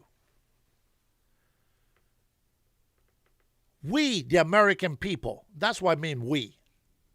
I don't know if this guy knew what. Giorgio, thank you for stopping by, brother. Have a good day. Don't stress too much. Brenda Herrera, how are you, cuz? We're not related at all. I'm sure Brenda is Mexican. I am not. We were born in different parts, different mothers and fathers, okay? This is just a Herrera last name coincidence. She knows I'm telling the truth. She knows that I'm telling the truth. It is what it is. All right, let me take a look. I think maybe I missed something here. Let me see. If there is no live, I am going to go ahead and play the clips from my ex account, okay? And I don't mean my ex-girlfriend. I just mean my ex account. Now let's see. Ted Cruz literally said he ran to serve Israel. I agree it's cringe to run based on impeachment Trump. But at Cruz. Okay, well, listen, if there's one thing that I know is that we have a great friendship with Israel, and I stand with Israel 100%. I mean, I don't think that you should run for Israel. I mean, if he said that, I don't follow Cruz. But if he said that, I think that maybe he misspoke, that he shouldn't have said that. I think you should run for this country, for the U.S. of A., And I think that that is the most important thing that we can do. Now, do we want to help Israel? Absolutely, 100%. Yeah, absolutely. They're a friend. They are our ally. Not once have they said death to America. Yeah, you know, they have hit us a couple times. That's okay. We got little fights amongst friends. Lunchbox, why does it not surprise me, your comment? Dennis is a sellout. What was he selling? Let's see. When will he have more? Did you enjoy it? Lunchbox, you wanna reiterate what you mean by a sellout?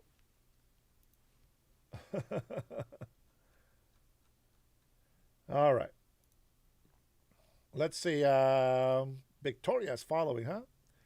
This is what I was looking for right here. Now, I think there was a live, but this is just a 23-second clip.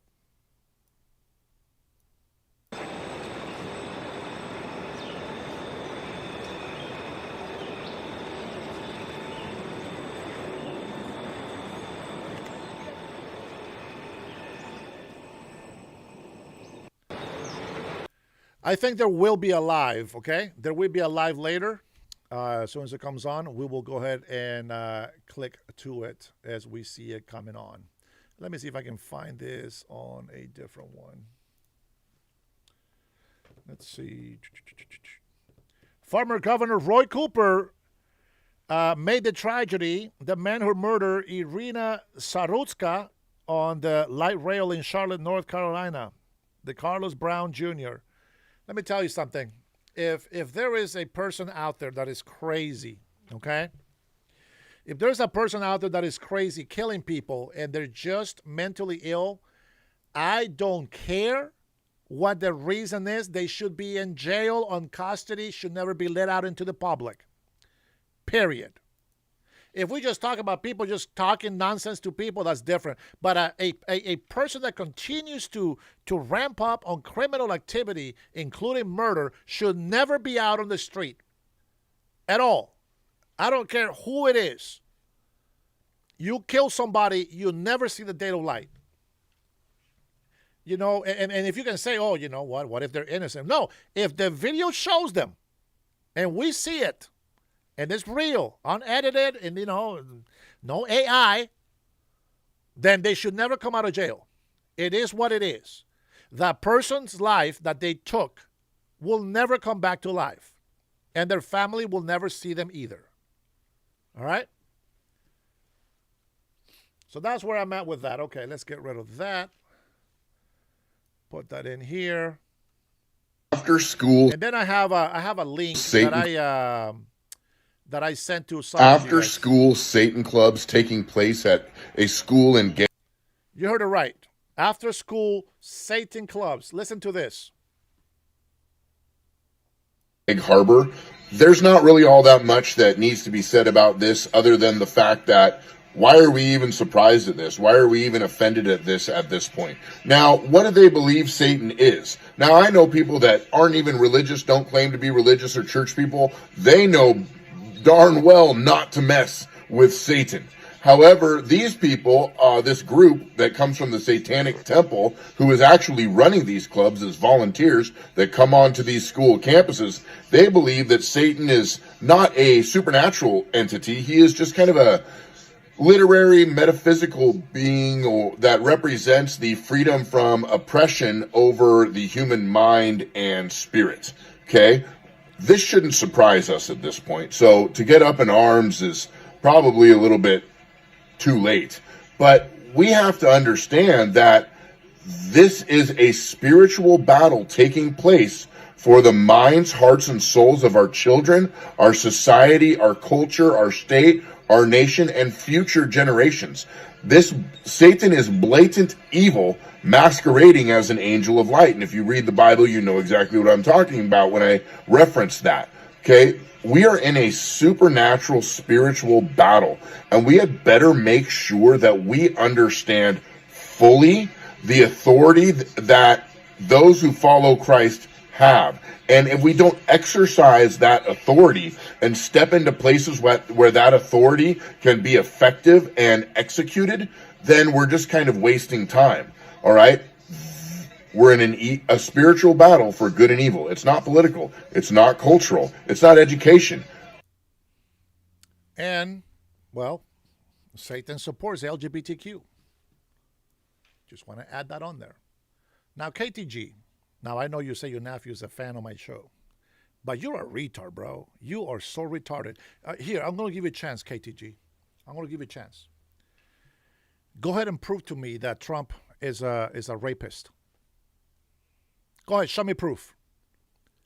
Because apparently you know more than the Supreme Court. You know more than the FBI and the CIA and everybody else involved in it. You know so much and you have so much proof. Go ahead, show me proof. Show me proof that he's a rapist, that he's a pedophile. You see how stupid you sound? What have I told you? If you come over here to my channel, you want to say something and you want to make a statement, okay, that's okay. Even if you're against me. If you're against me, go ahead and make a statement and then prove your point. I always prove my point, everything I tell you. A photo, please don't tell me that's the proof. Oh, please. One photo. The victims are proof. None of them says that President Trump raped them. What are you talking about? None of them have said that. None. Yeah, settling cases. Why do you think that is? Why would you settle a case? I can tell you this. If a woman truly was, she would not settle. That's bullshit. That's just money. They call it hush money. They call it hush money for a reason. Now, as a person that has money, Brian, let me educate you a little bit. Maybe you can learn something today. When you have people that are taken to court, the reason why they settle is because it will be more expensive for them to continue defending themselves, even though they know they're innocent. It will cost a fortune more to continue to defend themselves. I can tell you something. If somebody did something to my daughter, there is no money that I am settling for but your ass rotting in jail. And if you don't rot in jail and you come out, you're going to have no balls if you keep living. I'll just tell you that right now. I will go to jail for my daughter. So don't make stupid comments if you don't know how to back them up. Settling a case is a lot better than to continue to fight. It's a fact. Use common sense. You guys use stupid arguments. If a victim says that Trump did this, then they need to go to court and none of this censorship. You want unredacted documents, but I want everything unredacted. You guys have the same rhetoric. And in reality, you don't even believe it. You don't even know what the hell you're talking about. You're repeating what somebody else told you. You're repeating what somebody else has said. Well, I listen to what they say, but I also take a look at the court. I also take a look at the cases, the hearings.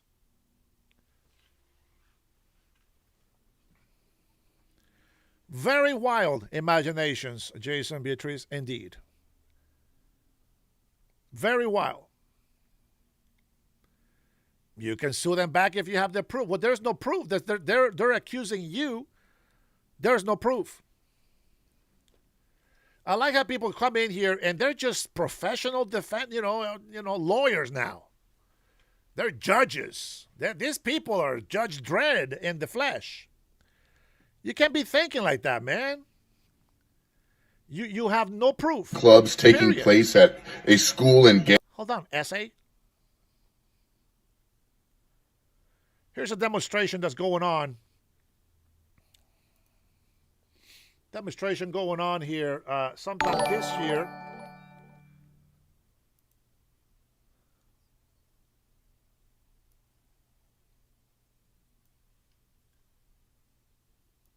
Let's see if I can refresh. Oh, they banned the video. Of course they did.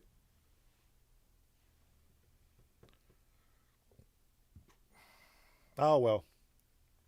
They banned the video on Instagram. Never mind. All right, so I can't play that there at all.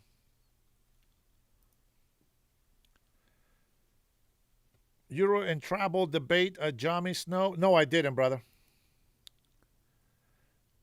But I like Graham. I like Euro and travel. I really do.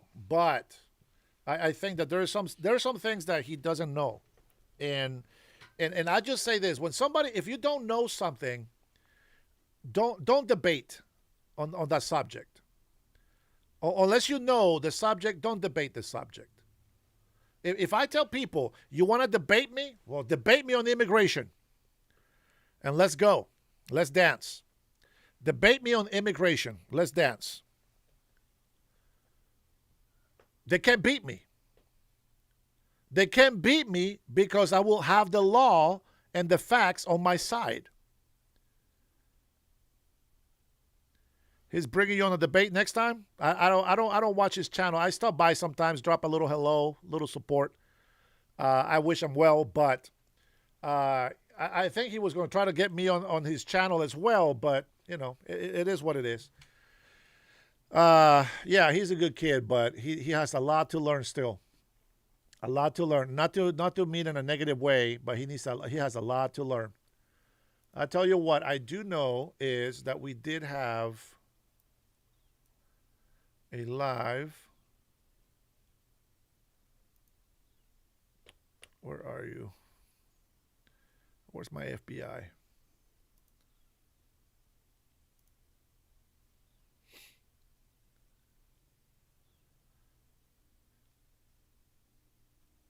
Where's my FBI live?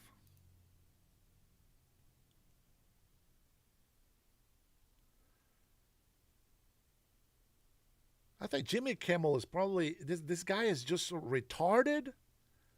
What the hell is wrong with this guy? Why do I keep hearing about this idiot? Let me see what this is. Fucking stupid guy, man. Trump is going after Jimmy Kimmel after the late night host mocked her in a parody that aired Thursday before the horrific turn of events that unfolded Saturday night at the dinner. He called her, get this, an expectant widow, as if to say her husband had been murdered, assassinated, and this is the woman left behind. He thought it was funny. The First Lady posted this: Kimmel's hateful and violent rhetoric is intended to divide our country. His monologue about my family isn't comedy. His words are corrosive and deepens the political sickness within America. People like Kimmel shouldn't have the opportunity to enter our homes each evening to spread hate. A coward, Kimmel hides behind ABC because he knows the network will keep running to cover to protect him. Enough is enough. It is time for ABC to take a stand. How many times will ABC's leadership enable Kimmel's atrocious behavior at the expense of our community? We reached out to ABC for comment. They did not immediately reply. Well, I mean, when you're constantly suspending and paying for words that weren't true and getting sued and all that, they don't have the time, apparently. I am so deeply appreciative for the First Lady using her platform to take this stand and say enough is enough. And we've heard from her now a few times recently where she has absolutely drawn the line and called out these institutions and the epidemic of accusations and falsities and downright unacceptable language and concepts that are being floated and amplified by these storied institutions like ABC. She is right to call out leadership. We always talk about this. Whatever we see, whatever heinous viewpoint we see on TV or in the news, on the newspaper, podcasts, etc., there's a platform behind it that is enjoying the advertising dollars that they get from the clicks on it. So that's why Hassan Piker's atrocious interview, Social Murder. Where was New York Times for that? You didn't publish Senator Tom Cotton's op-ed, but you had no problem publishing Hassan Piker's. So here we have the First Lady saying, ABC, why is this okay? There's always going to be someone that is trash.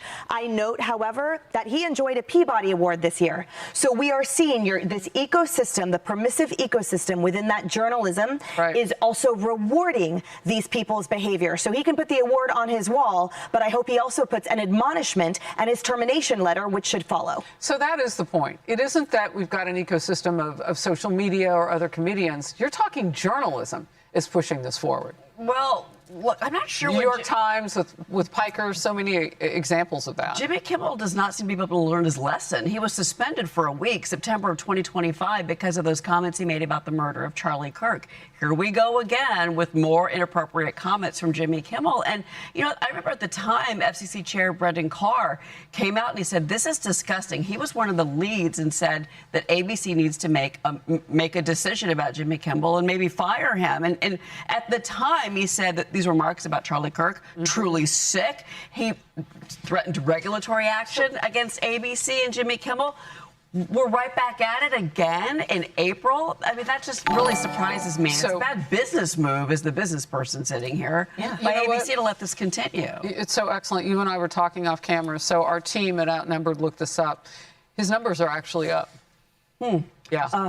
That means it sells against, you know, Colbert and Fallon. And I don't watch enough nighttime news to know if they're even competitive with each other or with the audience. It's 1.8 million a night, which is far less than most of the daytime programming on Fox. But, you know, it's interesting. They have seen a sharp downturn in previous years leading into this one, but his numbers are up. So the landscape is falling down.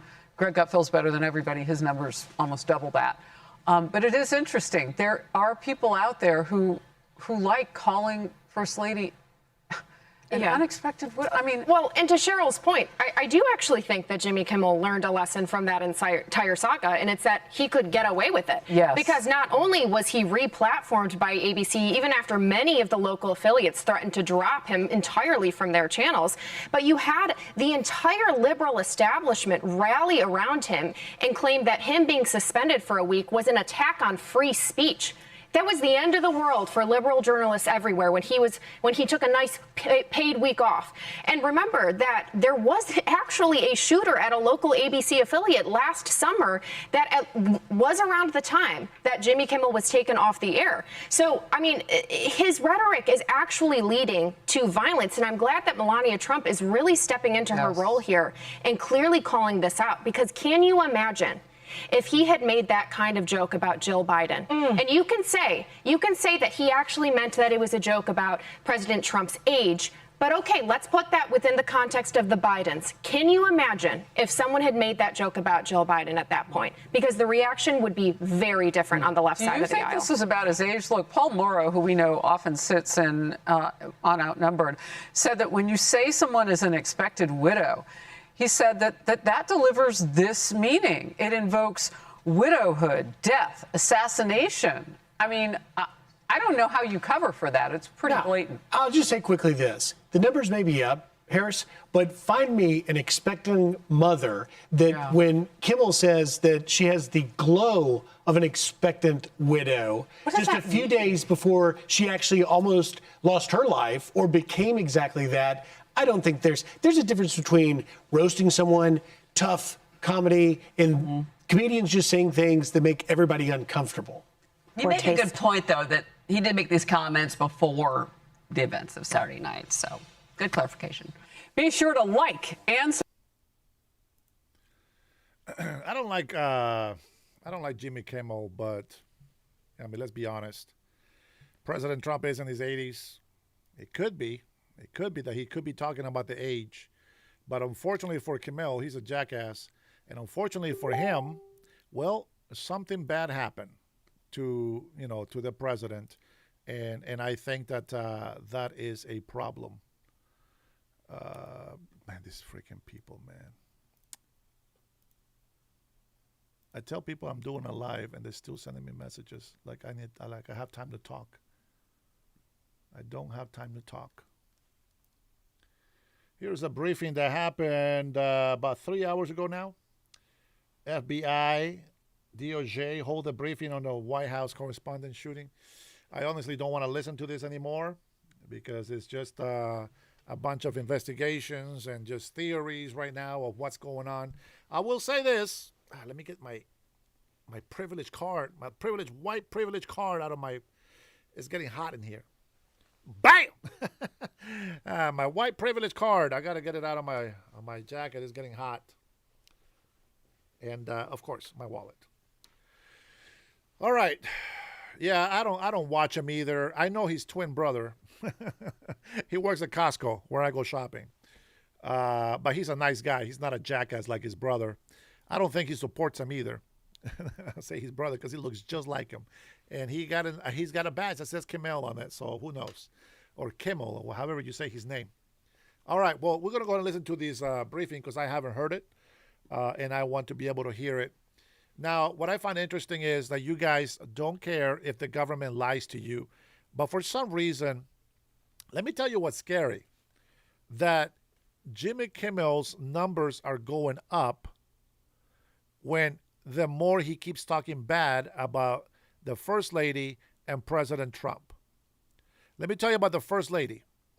The First Lady has done nothing but to look out for the life and the safety and protection of children. That's what she's focusing on. She is a very high-class lady. She is very, very, very high class. If we are used to being ghetto, I can see why you don't like her. But some of us that are educated, we actually understand what that means, okay? We don't have to kiss her ass, but we will honor her, okay? She is our First Lady. I mean, you don't want your kids to just be cussing at you, right? And being disrespectful to you, right? Because you're the father. It's the same thing. I respect them because that's the First Lady. You know what I'm saying? I mean, I respect people because of who they are, but in this case, she is the First Lady, and she deserves respect. She has earned it. See, when we vote for the president, no problem, Chris. It's all good. When we vote for the president, it's not a problem to honor him. We should. You know what I'm saying? We chose him. So we should honor him, and to say, we're not going to kiss his ass or anything, that's stupid because I'm not kissing anybody's ass. You know what people used to tell me at work? Watch this. So most of the people at work, Coyote, welcome back, my friend. Most of the people at my last job were socialist Democrats. Okay, I want you to understand this. Watch this. They were all Democrats. There was like maybe 2 or 3 people in there that I knew were hiding Republicans. What I find very interesting is that when I say the policies that I support, poor, ghetto, no education. You act, if you act, like you're just living off garbage. You know what I'm saying? Dealing drugs. If you think smoking weed and drinking 40s is the daily norm, and that's what you do to be a good citizen in this country, that's ghetto. That's what ghetto is to me. You live in a trash community because you don't know how to take care of yourself nor the community that you live in. But thank you, brother, for that question. Let's see. I make a lot of money and I have a doctoral degree. Not to flex, but I'm not calling her names. I know, bro. It's not about that. You don't have to call her names either, though. Like, if you're not going to respect her, you also don't have to disrespect her. You know what I'm saying? Look at it that way. I love, when I meet doctors, I don't care what kind of doctor is. The only doctors that I don't think are doctors are theologians. It's just like, no, you're not a doctor. I know it's a doctorate that they get a degree, but that doesn't make you a doctor. Doctors, to me, I will call a doctor, even a chiropractor who's not a doctor, I will call them a doctor. But it's not medicinal doctor. Vets, they're not doctors. They're veterinarians, And I have... Hey, you know what I like about Chris, man? At least he listens, man. Most people just ignore what I say and start insulting me again. That's good. But, I call my real doctor, my health doctor, hey, doc, how are you, doc? I love that. I respect him as my doctor. I'm not going to tell him, you don't know what you're talking about. I know better than you. I don't tell him that. I just say, thank you, sir. I appreciate it. Thank you, doc. You know what I'm saying? And it's just like if I say, sir, it's just a force of habit, you know, but it means no disrespect. I wouldn't go and disrespect my doctor, you know, whether he said something that I didn't agree with him. It's just that. I don't have to respect anybody, but I also don't have to disrespect them either. Now, you know, the one thing that people always get on me is that I say retards and all these other things, but it's not to people in general, right? And somehow people always jump on that and say, oh my God, this guy, you know, this and that. They don't get it. I don't know. I don't know what it is about it, but they just don't get it. Anyways, I appreciate you actually having, see, that's the dialogue. Hey, Mikey, how are you, Mr. Mikey? That's a dialogue. If somebody asked me a question and they made a comment that was rude, you see that the way I replied to him? I don't think it was like bad, but it wasn't like nice to him either. And there it is. You know, he says, fair enough. And I appreciate that. Laugh a lot. Oh, love, Dennis. I respect you and your opinions. To be clear, I put Jasmine Crockett, Nancy Pelosi, and Mandams on not respect list. Well, we don't want to disrespect them either. Now, if we say something about them that is true, well, it is what it is, right? If you want to say something about Trump that is true, it is what it is. He does say a lot of dumb things out there, just as much as I do as anybody to the next to me. But, you know, I still, if I'm not going to respect him, I shouldn't disrespect him either because he is our president, right? If I make fun of Biden or Barack Obama, as a matter of fact, I have made fun of, great to see you too, Mr. Mikey. I have made fun of Trump. You know why? He's been roasted. President Trump has been roasted and he's still alive. He still managed to laugh. He's a fighter. All I will say is if you bring it, you better be able to take it. You know what I'm saying? All right, let's go ahead and take a listen to the FBI and see what's going on here.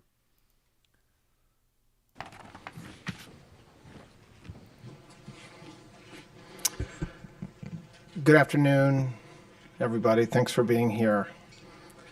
On Saturday night, as you all know, an act of violence occurred at a gathering that symbolizes something fundamental to our system of government. The ability of a free press and public officials to come together in celebration and not fear. The act was stopped because of the courage and that horrible act was stopped because of the courage and professionalism of law enforcement. The officers who responded without hesitation and did their jobs as they were trained to do. Secret Service agents promptly tackled and detained the suspect, Cole Thomas Allen. The president and all the protectees and participants at the dinner were safe. One brave officer was injured and is receiving care and has been released from the hospital. I want to make this clear. This man was a floor above the ballroom with hundreds of federal agents between him and the President of the United States. The Department of Justice approaches incidents like this with urgency and clarity of purpose. Violence has no place in civic life. It cannot and will not be used to disrupt democratic institutions or intimidate those who serve them, and it certainly cannot continue to be used against the President of the United States. We are investigating this matter fully.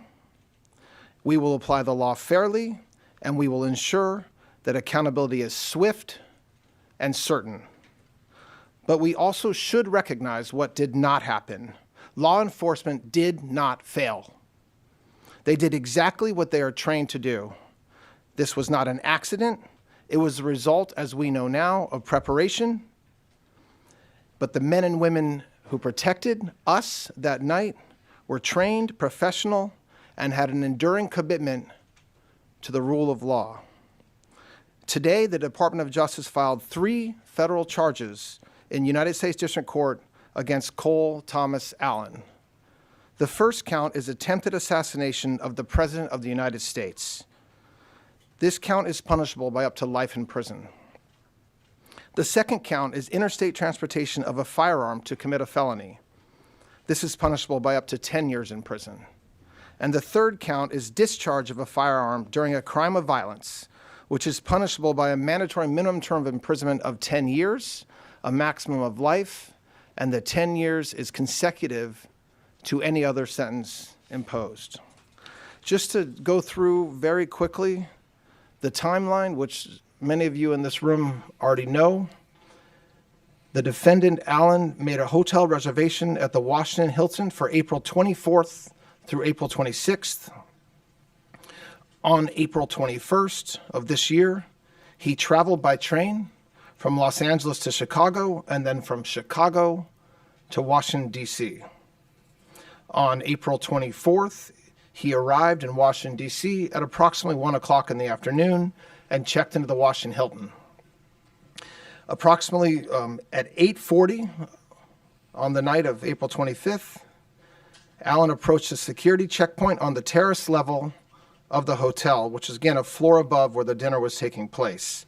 He ran through the magnetometer holding a long gun.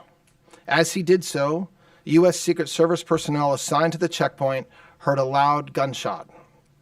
One Secret Service officer was shot in the chest, but was wearing a ballistic vest that worked. This heroic officer who was hit fired 5 times at Allen, who was not shot, but fell to the ground and was promptly arrested. I want to thank everybody who worked tirelessly on Saturday, Sunday, and continuing today. This includes members of the FBI, and Director Patel is going to address that in a minute. It includes members of the Metropolitan Police Department who were immediately on the scene, the chief, the mayor, to make sure that law enforcement was available to do their jobs and had all the tools they needed to do so. And lastly, the United States Attorney's Office here in D.C., our U.S. Attorney Jeanine Pirro and her team. A prosecutor stayed up all night long, didn't sleep all day yesterday, making sure that we got what we needed from all over the country. It included search warrants in California, search warrants here in D.C., multiple interviews that have been conducted already of witnesses and of family members of the charged individual. And continue to work hard today. This investigation is ongoing. It's not complete. A lot of the information that the media is hearing through leaks or sources, some of it is true, some of it is not true. And at the right time, you will hear information from us as appropriate. I'd like to ask our U.S. Attorney, Jeanine Pirro, to say a few words, and then followed by Director Patel. Thank you. Thank you, Mr. Attorney General. Cole Allen's journey of accountability in the criminal justice system starts today. Todd Blanche just indicated to you the charges. Those charges are only 3 charges that are in the complaint that has been presented in federal district court about an hour ago. There will be additional charges as this investigation continues to unfold. But make no mistake, this was an attempted assassination of the President of the United States, with the defendant making clear what his intent was. And that intent was to bring down as many of the high-ranking cabinet officials as he could. This is the kind of situation that we cannot tolerate. And as the Attorney General has just indicated, it could have been so much worse, but for the reality that we had the Secret Service as well as the Metropolitan Police Department and the FBI. Now, the facts make it very clear what this intent was. You may recall that it was on March 2nd that the president indicated that he would be attending this public event at the Hilton. And on April 6th, that's when Cole Allen first made a hotel reservation at the Washington Hilton for 3 nights, the 24th, the 25th, and the 26th. It was on April 21st that he traveled all the way from the West Coast, from his home near LA. He gets to Chicago on April 23rd, and has been indicated he arrives in D.C. on the 24th, and he checks into the hotel at about 3 p.m. He stays overnight. He is very much aware that the president and the first lady entered the ballroom at 8 p.m. And it was at 8:40 that he made a decision to rush the ballroom. And thank goodness, law enforcement, the Secret Service, was able to prevent him from getting into that ballroom. He was not injured other than some kind of scrape on his knee. Now, as indicated, these are the weapons that the defendant had on his person. You can see that's a 12-gauge pump-action Mossberg shotgun. It's a .38 semi-automatic. He had at least 3 knives and all kinds of paraphernalia. So any suggestion that he wasn't there to do harm is absurd. We will prove when he purchased these guns. They were purchased in California. Why is that relevant? It is relevant because he crossed interstate lines with those firearms. And those are the firearms that he used on the night of the 25th, or attempted to use at the very least. Now, the manifesto also makes clear about his expected rules of engagement. You know, you can look at it and read it, and it may seem kind of la, but at the end, make no mistake, he says, I am targeting the administration officials. They are my targets, and I'm prioritizing from the top down, the highest ranking from the lowest. And I will not hesitate to get involved in any kind of encounter with anyone who blocks me from the president. Now, finally, let me say one thing. Within days of the president nominating me to be the United States Attorney for the District of Columbia, I was at the scene of a double homicide where one Elias Rodriguez crossed state lines from Chicago with a firearm to commit a felony in the district. He's now indicted for the murder of 2 individuals, Laron Lashinsky and Sarah Milgram, here in Washington. Not long after that, another individual, Ramanullah Lachenwall, crossed state lines, again with a firearm, with intent to commit a felony here in Washington. He traveled from the state of Washington. He is now indicted with the murder of Sarah Beckstrom, a National Guardsman, and the attempted murder of National Guard Andrew Wolf. Today, we have Cole Allen, another individual, charged with crossing state lines coming from California with a firearm with the intent to commit a felony here in the district. Let this be a message to anyone who thinks that Washington, D.C. is the place to act out political violence. And if you are willing to do so with a firearm and cross state lines, we will find you, we will track your steps from the inception of your plan, and we will prosecute you to the fullest extent of the law. Washington, D.C. is not the place to travel to commit acts of violence. The Constitution and the laws of the United States permit us to register our views through our voices and our votes. What they don't permit is making your views known through violence, especially violence directed at the President of the United States. This is anti-democratic at its core. Thank you, Judge. Excuse me. Thank you, General. This one hits a little differently. We were all there. Many of you were there. Many of you watching were there as well. The president was there. The vice president was there. The cabinet was there. And what you saw described by the general and the U.S. attorney is absolutely true. The president spoke on late Saturday evening with the message of unity and a backing of law enforcement, and we have followed through on that message of unity and the effectuation of law enforcement across this country.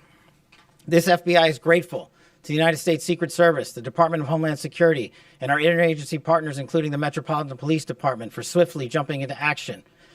All of us on there put us in a unique position, but all of us also acted uniquely. The Washington field office jumped into action immediately, sending a mobile command center to the scene, along with our evidence response technicians, who showed up in speedy fashion to make sure we could collect the evidence that the prosecutors and the department needed to make this announcement today. Also on scene, you were told about the brave heroics of the United States Secret Service and other members of law enforcement. And that should be celebrated by every single American. They did exactly what they were trained to do. They stopped a massive attack from becoming even worse. They stood in the way, they safeguarded America, and they should be nothing but applauded for their bravery and their dedication to their mission and their selfless sacrifice to this country. The FBI, along with standing up mobile command units, evidence tech response team, and Washington SWAT on scene, also established our NC3, our National Crisis Coordination Center, almost immediately. And almost immediately in parallel, we stood up our command center at the Washington field office under ADIC Darren Cox's leadership. Throughout the evening, we immediately began working with our Department of Justice partners to find the evidence necessary to effectuate the legal process necessary and enter into the suspect's room at the Washington Hilton successfully and lawfully and obtain the relevant evidence for exploitation that was on scene. Back at the headquarters division and the Washington field office, we were coordinating a national scale investigation that literally spanned from coast to coast. As you heard, FBI agents, along with the interagency, were immediately dispatched to the suspect's home in California, where we conducted interviews that provided critical information about this horrific attack. We also dispatched investigators and agents to New London, Connecticut, where we conducted further interviews that provided necessary information that you will find in this criminal complaint, as the United States Attorney has just laid out. While officers were working diligently through the night to conduct those interviews, we were also conducting interviews of witnesses on scene. Those interviews are ongoing. As you know, there was almost 2,000 people there. We were sifting through and prioritizing who to talk to, and we will get to each and every one of you with any bit of relevant information. Again, we ask everybody who has any relevant information, like I did on Saturday night with the president, 1-800-CALL-FBI. Any piece of information is information we want to have and must receive. On top of the on-scene response by this FBI, the headquarters response, and the Washington field office response, the FBI flipped on its enterprise-wide response to this critical incident. What does that mean? We dispatched fixed-wing assets across the country so that we could immediately transport evidence that was acquired in California and Connecticut and sent it to our laboratories in Quantico for analysis. We collected the shell casings on scene, including the firearms and the weapons that the judge talked about. Those were also sent to our Quantico laboratories for immediate analysis. America should be proud that this FBI acted with the urgency that was needed for the moment that we had to answer. The president rightly said that we will act in a unified fashion, and it's because of President Trump's leadership and backing of the blue, every single person in law enforcement that I stood with into the late evening hours on Saturday, early evening hours on Sunday, and all day yesterday and today are thrilled to wear the badge and defend this country. Each and every one of them deserves our thanks, and I encourage everyone listening to go out there and shake the hand of a federal agent or a police officer and say thank you for doing their job. Thank you for training endlessly to make sure they meet the mission requirements. And for me, as the director of the FBI, I want to thank our headquarters components for working diligently with our prosecutors and make sure that the American public knows it's not just federal agents that do this work. It's our intelligence analysts, our support staff, our laboratories, our fixed-wing assets, our critical incident response groups, our hostage rescue teams. Agents sprung into action, got out of bed, and haven't slept since. These prosecutors haven't slept since, and I promise you they're not going to be sleeping. They are going to give you every piece of evidence. As the journal said, we will make public, when appropriate, to protect the integrity of this investigation, to make sure that due process is served, and we will meet the highest standards of the Constitution, as we always do. And that is when we will continue to disclose information. I know the public has a yearning for information, but just remind yourself of how much information you have already received, how transparent this administration has been. In less than 48 hours, you know almost every single thing we know. And what we have not told you yet, we will tell you in short order. So once again, from me, as director of the FBI, I want to thank the interagency. I want to thank the United States Secret Service and their director, Mark Wayne Mullen, the Secretary of Homeland Security, the Attorney General of the United States, Attorney Pirro, and Ada Cox for springing into action on a night that should have been celebrating free speech, but we will be doing it again shortly, as the president said, and we look forward to seeing you all there. Pierre. 2 questions, please. Beyond the evidence and what the judge described as the manifesto, what other evidence can you point to that tells us that the president was the primary target of the suspect? So we're a day and a half into the investigation. As we talked about earlier, we were able to get multiple devices from various locations, the hotel room and also his where he lived in California. We have started that process. There's nothing more that would be appropriate to share at this time until we have thoroughly gone through it, which we're doing, and we'll share that information as appropriate in the future. Second question, go ahead. Beyond the assassination attempts against President Trump, You had someone try to burn down the mansion where the governor lives in Pennsylvania. You had those state lawmakers attacked in Minnesota. You've had 2 Israeli embassy staff members murdered in the city here. You had the Charlie Kirk assassination. You had the National Guardsman killed in the city.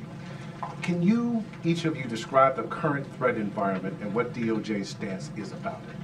Well, you just described the current threat environment pretty accurately, which is that the political violence and rhetoric has got to stop. And that's something President Trump said right after the incident on Saturday night. It's something that Carolyn Leavitt talked about a couple hours ago. It is something that is, when you have a president who and many people in this room, if we're going to be honest about it, have done it as well. They're just as guilty as a lot of people on X. When you have reporters, when you have media just being overly critical and calling the president horrible names for no reason and without evidence, without proof, it shouldn't surprise us that this type of rhetoric takes place. If you look at what it appears that this defendant had in his past, we're talking about somebody who is college educated, who has a job, who is otherwise living his life. And we'll find out more about him, as I expect, in the coming days and weeks. But he chose to do what he did. And so our threat environment is, we are ready. I mean, I'm not going to go through what Director Patel just talked about with the way we responded. But this was something that we will always be prepared for. And it's sad that it has to happen, but it's not a new thing, unfortunately. Have you been able to determine whether the gunman fired shots? If so, how many shots he fired, and who exactly, whose bullet hit the agent? We want to get that right. So we're still looking at that. It appears, and I don't want to overstate because we are still looking at this, that there were five shots that law enforcement fired. We have all the evidence is being examined very carefully and expeditiously, and we'll know more soon. We do believe that, as the complaint lays out, that the suspect, that the defendant fired it out of his shotgun, and we know that happened. But as far as getting into exacting ballistics, I'm not going to do that today because it's still being looked at and finalized. Thank you for taking my question. You personally have called for a construction of this ballroom at the White House. The president has called for this as well. Today, the National Trust president put out a statement, says that they're grateful that everybody's okay, but, and I quote, "We are not planning to voluntarily dismiss our lawsuit, which endangers no one, and which respectfully ask the administration to follow the law. Ballroom construction is continuing unabated until June 5th at the earliest because the injunction is on hold." Where does the Justice Department go from here? And then I have a follow-up on that. Well, we filed a motion today asking the court to do what the plaintiffs refused to do. We absolutely believe that there is no better example of why this ballroom is necessary, aside from all the very positive things the ballroom will bring to this country and to Washington, D.C., than what happened on Saturday night. You guys, many of you all were there. That's one of the only places in D.C. that you can hold an event like that due to its size and the structure of what we need. So we're basically stuck at this point in the city with having an event like that at a hotel, so underneath a ton of hotel rooms. And so the fact that we, aside from the fact that the ballroom is spectacular, it's going to be beautiful, it's going to make this country look great every time it's used, it's also a meaningful safety issue. And so I very much wish that the plaintiffs and their counsel would take a different view, but if they don't, we are going to continue to fight in court like we have been, and hopefully the judges at the D.C. Circuit Court will do the right thing. Are you aware of... Not you, the red. Thank you.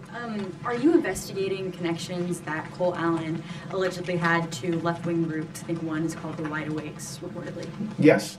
Of course we're investigating that. Now you. Are you aware of his video game development past, including a potential shooter-style RPG game?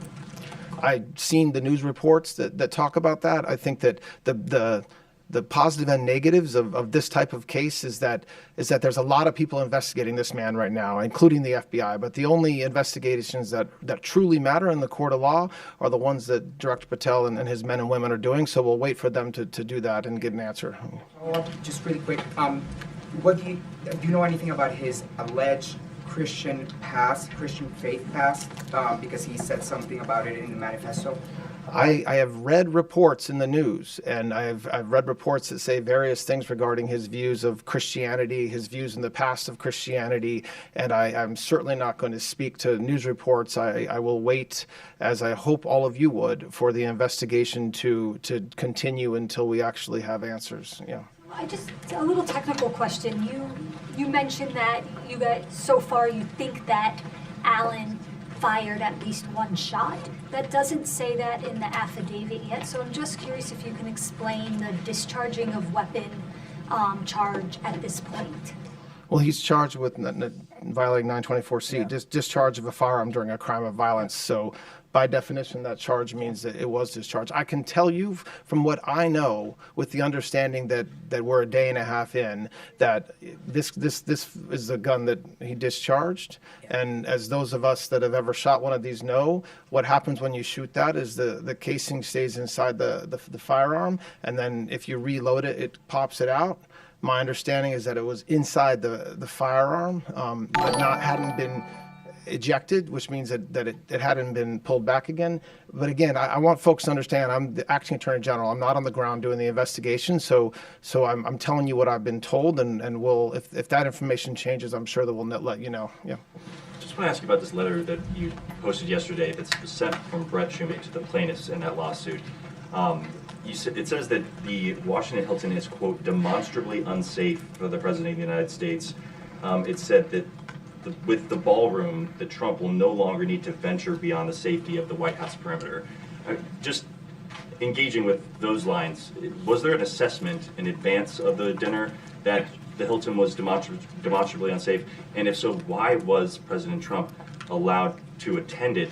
And then separately, just the idea that by building the ballroom, that President Trump wouldn't need to go outside of the confines of the White House. I mean, is that something that the American people, should find acceptable, that the president would have to be, for major events, confined to the White House? It seems like kind of a castle situation. That is obviously not what he means by that. And the fact that question comes with respect to President Trump is laughable in the extreme. I mean, laughable in the extreme. You have a president who willingly speaks with you guys multiple times a day, I would say 7 days a week. He is active all over the country. I think with that, keeping it to the four corners of that statement, when he says demonstrably, it's demonstrated by what happened on Saturday night. So that doesn't mean that the Secret Service would ever let the president go into an unsafe environment. I know that the director of the Secret Service will be focused on making sure that we always keep him safe. And by the way, as we said before, and as anybody that was in that room knows, we were safe. We were safe. We heard a lot of loud noises that at the time many of us thought could be guns going off. It was mostly plates falling because of the staff, understandably, were running. So my reaction to that is I'll leave anything with respect to security up to the great men and women of the Secret Service. But when we talk about having an environment like the ballroom, it's an environment like what you saw last night. So an environment where you have a unique blend of cabinet members, leadership of this country, leadership of Congress, reporters and members of the public coming together for an event like that. That's different than other public-facing situations, which I have no doubt President Trump will continue to do as he said he would on Saturday night. Yeah. Thank you. Is there, for FBI Director Patel, is there any other credible threats at this time related to events in the city, including King Charles? And then separately, the manifesto, I don't really want to give too much weight to this, did mention your name in it as someone that they maybe were not targeting. Do you want to kind of elaborate on that? And then also the political motivations there. As to the latter, no. As to the former, the FBI and the interagency is constantly evaluating intelligence provided to us by interagency collection methods. Our partners in the federal and state and local levels, we are constantly relaying that information to the White House, to the Attorney General, to the United States Attorney, specifically here in D.C. And we will always assess each piece of intelligence and base it on the credibility that it was received and give it the due weight that it has. But as the U.S. Attorney has stated, and as President Trump's task force for Washington, D.C. has shown, we have reduced crime in this city by historic levels, and we will continue to do so. We will continue to safeguard the men and women that call Washington, D.C. their home. All right, just a couple more. Acting Attorney General, in paragraph 14 of the complaint today, it says that the suspect fell, and you said that he was tackled. I just want to see if we can try to make sure we understand. I think that both can be true. And I would rely on the complaint because that was sworn to by an agent and not by the words out of the acting attorney general, who most certainly was not there. But I think both can be true. The U.S. attorney yesterday also mentioned that one of the charges possibly would be for assault on an officer, and I noticed today it's a different charge. Is this because you've determined that what he shot didn't actually strike the officer? We're still looking at that, and I think that's something that you'll hear about in the coming days as we know the answer to that. It doesn't legally matter in that situation, but when after an event like this happens, not surprisingly, there's initial charges that we consider. Then you have the U.S. Attorney's team and the FBI looking through the evidence and figuring out what's the best thing to do, and that's what you have. Right? Just one more question. Yeah. I have two quick questions. One, All right, two I questions. just wanted to clarify, you said the one officer fired their weapon 5 times. Was that the only officer who discharged a firearm?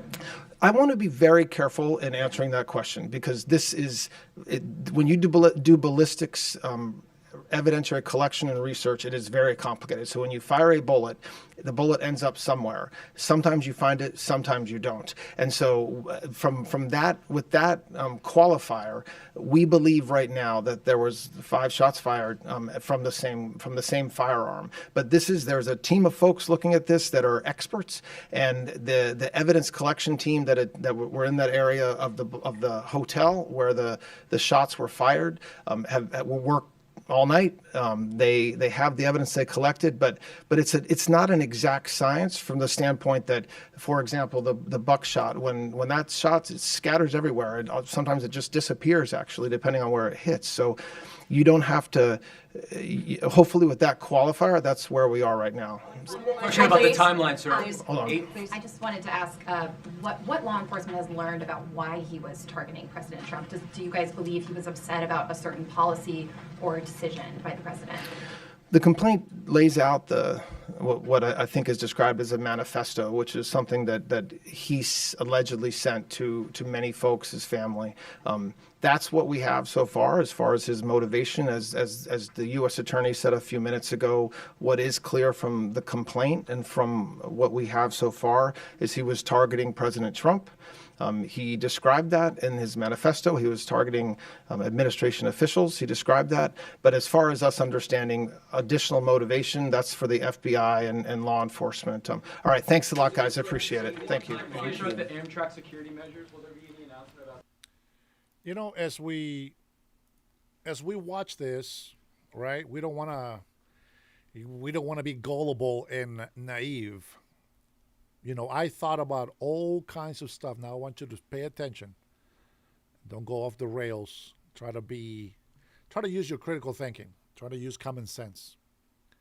Now, one of the things that I have been thinking about is, okay, so we have an attempt on President Trump's life a few times, okay? A couple times.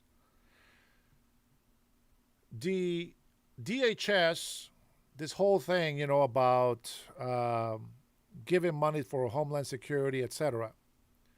There's a lot of things that you have to look into, right? And I'm you know, it's not about I'm a chaos theories guy, but you know, one of the things that I think about was, you know, what if President Trump or the administration is setting this up themselves?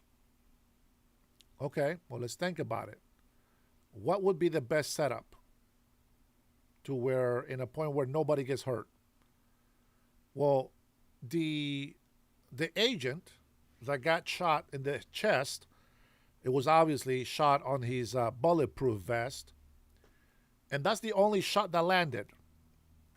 Now, only 5 shots, according to the information, to the limited information that we have right now, only 5 shots were discharged from the weapons. Now, you know, just bear with me, and maybe these guys are just more professional, you know, they're better trained, etc. But I mean, I'm not there. I really don't know what the location looks like. As I wrote on the chat in here, I want to see bullet holes. I want to see where these bullets went. Was there 5 shots? Listen, Blanche, don't play stupid with me. Oh, I was going to show you my gun. I have 12 rounds on my small 9mm that I have. Okay? I got 12 rounds on my clip, and I got 1 on the chamber. So I got 13 bullets. Now, they have control of how many bullets they have on their magazine. I'm sure they can figure that out. If the guy, very simple, if the guy, now I'm not going to show you my gun so I don't get in trouble.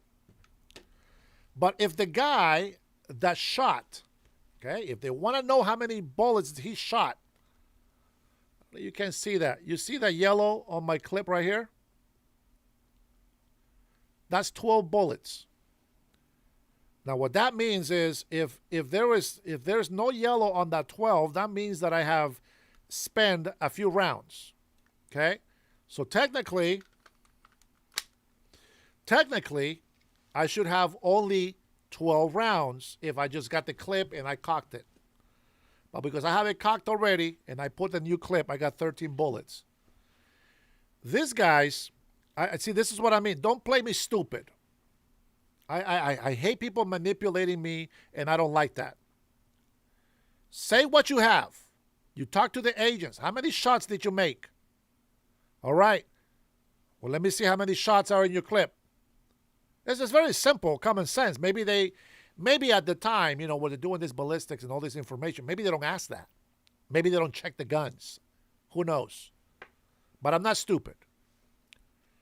And I have my doubts because the guy is alive and not one shot hit him. Now, that is my first theory. It could be a setup. Why didn't the guy, first of all, check this out. Let's see if I can find the clip.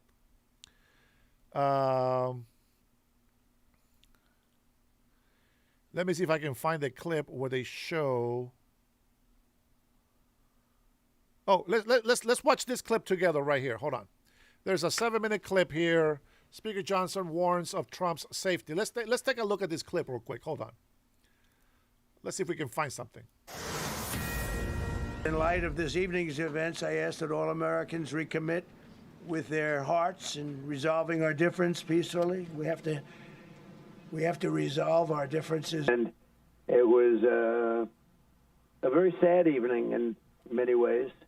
And it was also an evening where a lot of people got together. So President Trump calling for unity after the White House Correspondents' Dinner shooting. He did various interviews here on Fox and elsewhere, including that late Saturday night press conference from the briefing room with his entire cabinet present. The Speaker of the House is now with us, Mike Johnson. And, sir, good morning to you. First time we've heard from you. And good to know you're okay. We've got this iconic picture of you going through the back hallway there. Just give us your reflection about your experience on Saturday night, sir. Now, this picture is from above. From what I understood was that, so you guys know how it works, right? President, Vice President, House Speaker. Right, that is the order of power, and if the president and the vice president gets taken out, the House Speaker gets to be president. Right? Anybody can correct me from that? Okay. The House Speaker was not with Trump or Vance. He was upstairs, I believe, one story away from them, having a meeting or whatever the hell he was doing. Now, what I want to see is there is a clip that shows the guy running forward, right? Now, if you look at it like this, right? Hold on. The guy is standing this way, and then he gets scared, jumps back, and then grabs his gun, right? Grabs his gun, and then aims it at the dude, right? But the problem that I have is that there is other agents before that one guy. Those guys couldn't draw that gun faster than the guy that got scared and jumped backwards. That doesn't make sense, right? Again, this is a thing. This is a video that I got to be able to see more. I got to be able to see more. But all I can tell you is if I was one of the guys before, as soon as he started running, whoa, freeze, sucker, right there. But no, the video that I want to watch is the one that shows where he scared him, jumped back, reached into his gun, took a few seconds, right? Finally got the gun out. And they aim it at the guy. I don't know who shot. It's unclear. I don't think there's audio in the video. But let's go ahead and watch and see what Speaker of the House says. Mike Johnson. Yeah, thanks, Bill. It was surreal for everybody involved when the chaos ensued. I was actually on a platform, that raised platform around the perimeter of that giant ballroom, and I was stuck in a group taking photos with people, so I didn't hear the gunshots. And the next thing I know, half my security team comes behind me, rushes up, grabs me by the shoulders, and pushes me out the nearest exit door, which is about 6 feet behind us. And that's where you see that photo. We're going down that hallway. The other half of my team went immediately to go grab my wife, Kelly, and get her out of the another door, and we met up about 60 seconds later. They took us to our motorcade, which was in the basement of the hotel, and we just sat in the trucks there and awaited further developments for quite a while, and that was a long while. It was quite a scene. I told the president last night, we talked at length, and I said, I thought your tone was excellent in that press conference right after that event, and the tone that he's had since about that. It is a moment, a sobering moment for the country. We've got to unify, and we've got to handle these things together and recognize we're facing real threats out there. It's a dangerous time, so it's time for us to stand together. No doubt. If you just heard Carrier Bond talk a moment ago, it's a new world, and we can all admit that. And we're seeing this entirely too often. I do want to emphasize this gunman never got inside the main room. But as we think about that, there are big questions about the security around this president. I want you to listen to a former Secret Service agent who was on our air over the weekend saying that they have not started to reimagine the new world in which this president faces threats. Listen here. The threat level against the president has grown exponentially, yet the Secret Service as an agency has refused to accept this and modify the way they do things to account for this ridiculously high threat level. The Secret Service should never have brought the president into that building to begin with if they couldn't secure the building. Regardless of how far out that perimeter was extended, the public was already inside the perimeter. Have they failed at a new imagination, sir? That's an important admonition there from someone who sounds like they know what they're talking about. I can tell you from a layman's perspective, it did look a little lax in terms of, as everyone's now noted, getting into the building. Now, we all came in, cabinet secretaries of government officials with their own details. We come in the back, so I didn't see the magnetometers and all that, but it doesn't sound like it was sufficient. Look, this president has now had 3 failed assassination attempts. I have been with him for 2 of those. This can't go on. He's the most attacked, maligned political figure in history. He's very resilient, but he needs greater protection. And I think there's going to be a reevaluation, a very close reevaluation of how we handle these large events. I can tell you the House is doing our job, and our Oversight Committee Chairman James Comer has already announced that we're going to have a review and a hearing with Secret Service to see if there's anything that we can do on our part. If it's funding, if it's something else, let us know. I think it's soon. I don't know when they've noticed it. Okay, yet, you say soon. I hope we can nail that down, because when Butler happened in July of 2024, there were hearings within weeks. And there was already talk about getting this bipartisan commission together and figuring out to make sure it doesn't happen again. But here we are. 3 acts in 2 years. Yeah. Will you do that in the House? And will you tell us today how you define soon? Well, immediately. I mean, this week is, we're hosting the King of England on in the middle of the week, and we've got some major, we got funding, for example, for Secret Service, ironically, the Department of Homeland Security, which is on the floor this week, because the Democrats have been holding that up, believe it or not, in this heightened threat environment. They're willing to play politics. So we're doing it as quickly as we can. I expect it'll be within the next couple of weeks. And when we had that task force and that working commission to review Butler, they did come out with recommendations. So we'll continue to do what we can in Congress, but we need the leaders, obviously, the Secret Service, to tighten up, and they've got to reevaluate these things. I think that critique was right. What we do know is that Susie Wiles are going to hold meetings on presidential security. this week, and I imagine that cannot come Yeah. soon enough. I want to share something that That's right. a Democratic senator, John Fetterman, shot out hours after this incident on Saturday night.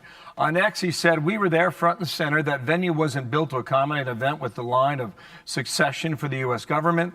After witnessing last night, drop the TDS, the Trump Derangement Syndrome, and build the White House ballroom for events CBS News exactly chief correspondent like these." Are you hearing enough from your Democratic colleagues on the tone that Senator Fetterman struck there? No, he's a rare voice in that camp, and we need more of that. In fact, they've done the opposite. They've incited violence, in my view. I mean, you have some of the most prominent figures in the House and the Senate on the Democrat side effectively, calling for war. I mean, they use those kinds of metaphors, and it incites violence because there are crazy people in society, and they get radicalized online. And so we've got to recognize that it's time to turn down the rhetoric. We've been saying this over and over, and not use that kind of language. I hope that this will be a sobering reminder for everybody about that very important cause. I'm grateful to Fetterman. He's right. The ballroom will be a solution for this because it'll be on the most secure compound in the world. It won't have hotel rooms above it, and it'll have 7-inch thick glass, for example, on the windows. So it'll be a very safe environment to do events like this. We need a place. We have needed a place like that, and the president keeps pointing it out. Last point. You mentioned you got a big week. The King's going to be there. You got a farm bill. You also got a FISA bill that you need to get done within 4 days. Will that happen? Yep. I hope so. We have more meaningful reforms after the 56 that we did in 2024. The last time we reauthorized this. It's the most important national security tool that we have. We cannot allow it to go dark. 2/3 of the president's daily national security briefing comes from intelligence that we collect because of this statute. And so this is no time to play games with that. We've got meaningful reforms. We'll put it on the floor. I think it'll pass. Okay. Sir, thank you for your time. I'm trying to find the clip here. Let me try to get another one here. Let me see if I got anything on the actually history here.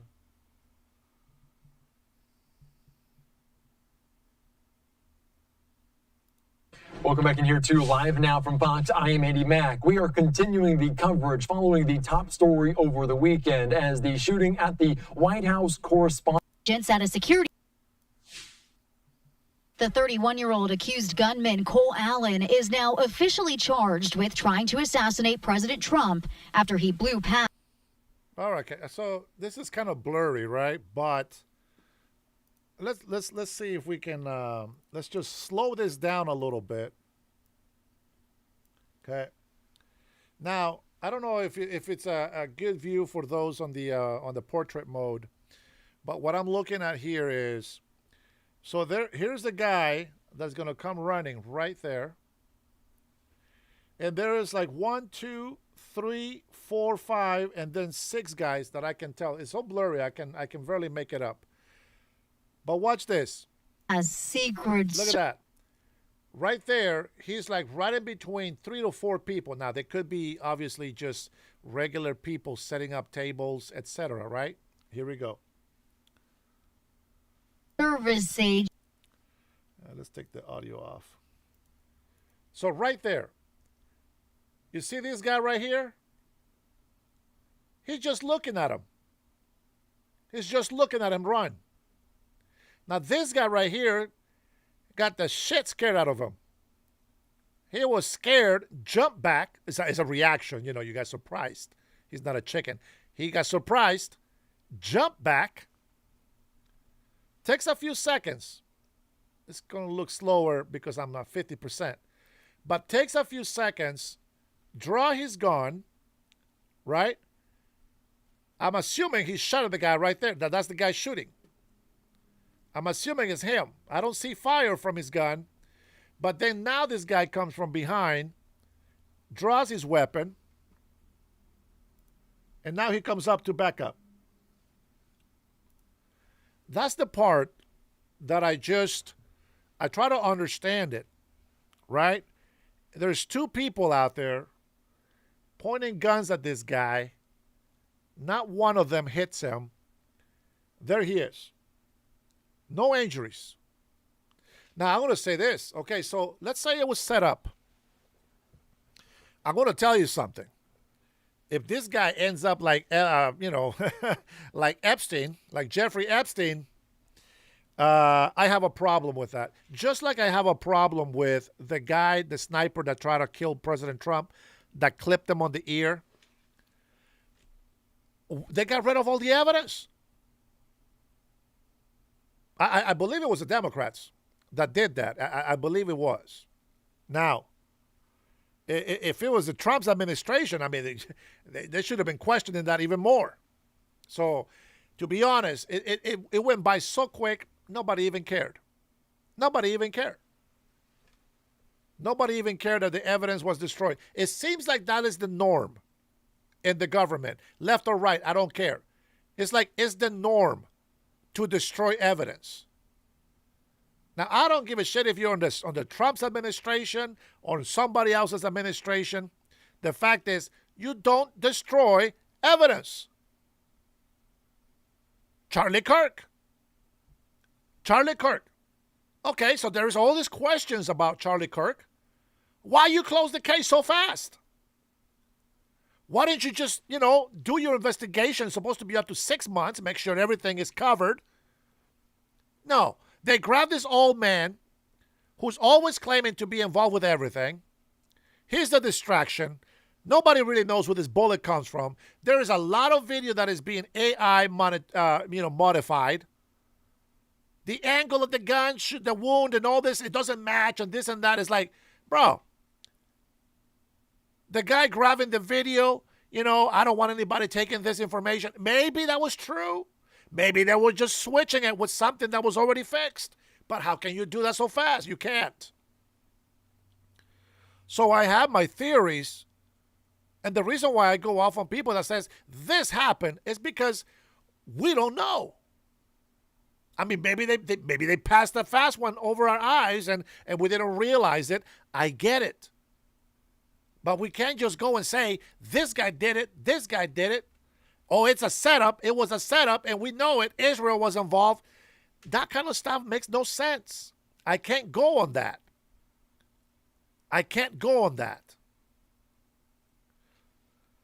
We're spending how many months now? 6, 7 months with Charlie Kirk's case?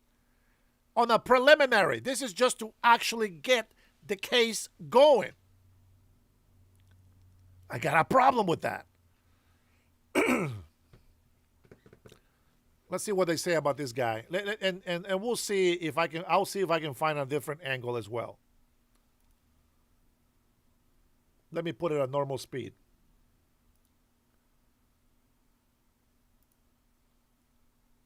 Trying to assassinate the president, they had to develop evidence that he was specifically targeting President Trump. Federal officials are still building a case against him, but say they've gathered a lot of evidence in the last 48 hours. These are the weapons that the defendant had on his person. Any suggestion that he wasn't there to do harm is... And bro, what the hell?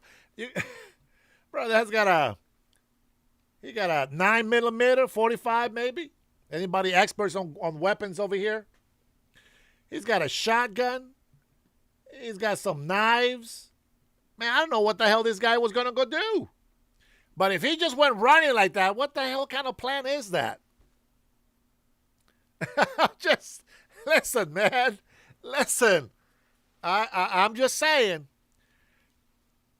I'm not denying that somebody tried to do something to Trump, but at the same time, man, you can't say that's what it was. He didn't go inside the room. He was caught out in the foyer. The guy is looking too comfortable. And again, maybe these guys are really good. Yeah, I heard this guy was on social media seen wearing IDF clothing, but all that's been taken off social media. So, I mean, they took his shirt off, obviously. But if I'm going to remember, there was a guy, I don't know if it was the guy, there was somebody, I can't remember who it was, but there was a guy that was dressed like MAGA. He was dressed in red like a Republican, had a MAGA hat and everything. Turns out, the guy was an LGBTQ Democrat. I can't remember the guy's name, but that was the founding, and I just didn't follow it after that because I didn't care. I was like, well, I already knew it. I already knew that it wasn't a Republican. But, you know, those kind of things, that's not proof. I can go in and wear a Kamala shirt and go and try to do something, you know what I mean, somewhere. That doesn't mean anything. You know, I have a shirt that says FBI, but it's not for the Federal Bureau of Investigation. It's for female body inspector. I'm just saying, it was just a shirt. It was just a shirt, but there you go. There you have it. All right. We don't have to listen to this anymore because we already saw it. We already saw it. If you have the link to the other video, let me know. Police update after shots fired near the White House correspondence. I saw that. We already did that. DA addresses alleged victims in case tied to Eric Swalwell. We don't care about Swalwell. They're trying to pin some sort of bad character on Kash Patel. Apparently, he's been drinking too much and partying with his girlfriend that is so younger than him. Oh, man, these people. Theories are one thing. Opinions are another, and facts are facts. Oh, boy. Family accused of running sex trafficking operations at a Chinese massage. Oh, man, don't close these places down. Massages are great. Let's take a listen to this. This is a side note news. Side note. A wife, husband, and their son have been indicted for a major sex trafficking operation in Albuquerque. Police say they ran brothels inside half a dozen massage parlors around town. News 13's Marilyn Upchurch spoke with the district attorney about the case. She's in the Newsplex with more. Hey, you guys remember when Zoran Mandani was saying that it was okay to have brothels? That they should legalize prostitution? It is a form of work, he says. So what a great Muslim, isn't he? He's such a good Muslim.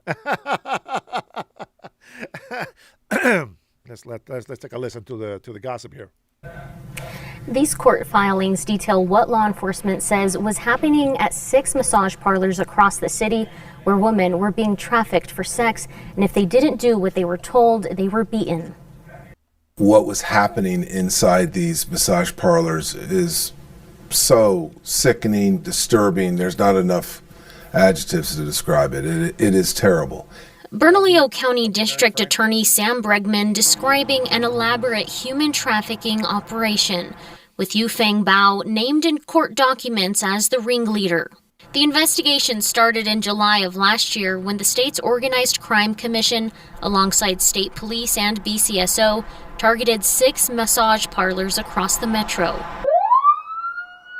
When law enforcement served search warrants at the parlors, they found evidence of sexual activity, including large numbers of condoms, lingerie, and signs that employees were living at the locations. Investigators believe the parlors were being used to traffic immigrant women who were forced to perform sexual acts. One woman told investigators she was lured to New Mexico and told she would be working as a cleaner. But once she arrived, she says she was forced to engage in sex acts with customers, and the parlor owners would collect nearly all the money she earned. I will tell you right now, it's extremely concerning because of these survivors and the way they were treated. It's horrific. Agents found the locations were owned and operated by Yufeng Bao and her husband John Tunney. Bao, Tunney, and her son Guan Shayan Wang were indicted.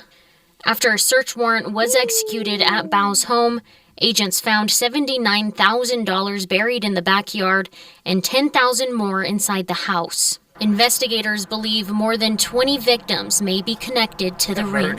We're learning from witnesses and survivors and victims that these women, if they did not do as they were ordered to perform sex acts, that they were actually beaten. This is a criminal organization that we've basically are. No, Marvin. This is Chinese, not Vietnamese. Going to hold accountable from top to bottom. All three face. Dang, man, shutting down the spas, man. What's wrong with these people? Whoa. Let's not watch that one. What do you guys check this out? What do you guys think about this little clip? Not my clip. The other clip. Yeah, that clip. What do you guys think about this? This is just a post that came through my live feed, through my X feed.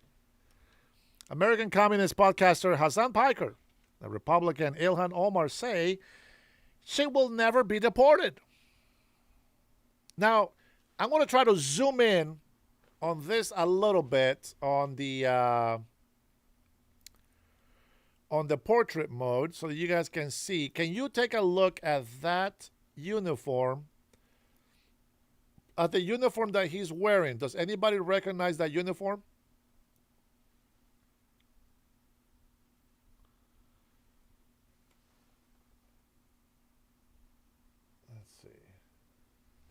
Let me know if you recognize what the hell uniform is he wearing. Is he saying that he's in the military?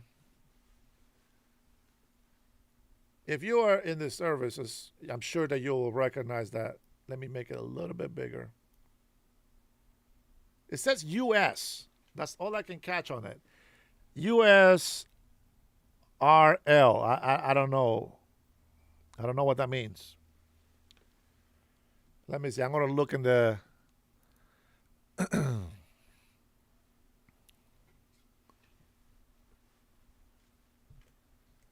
USRL. I don't know if those are just initials or what. What is that? Yeah, trying to make it bigger on the big screen as well.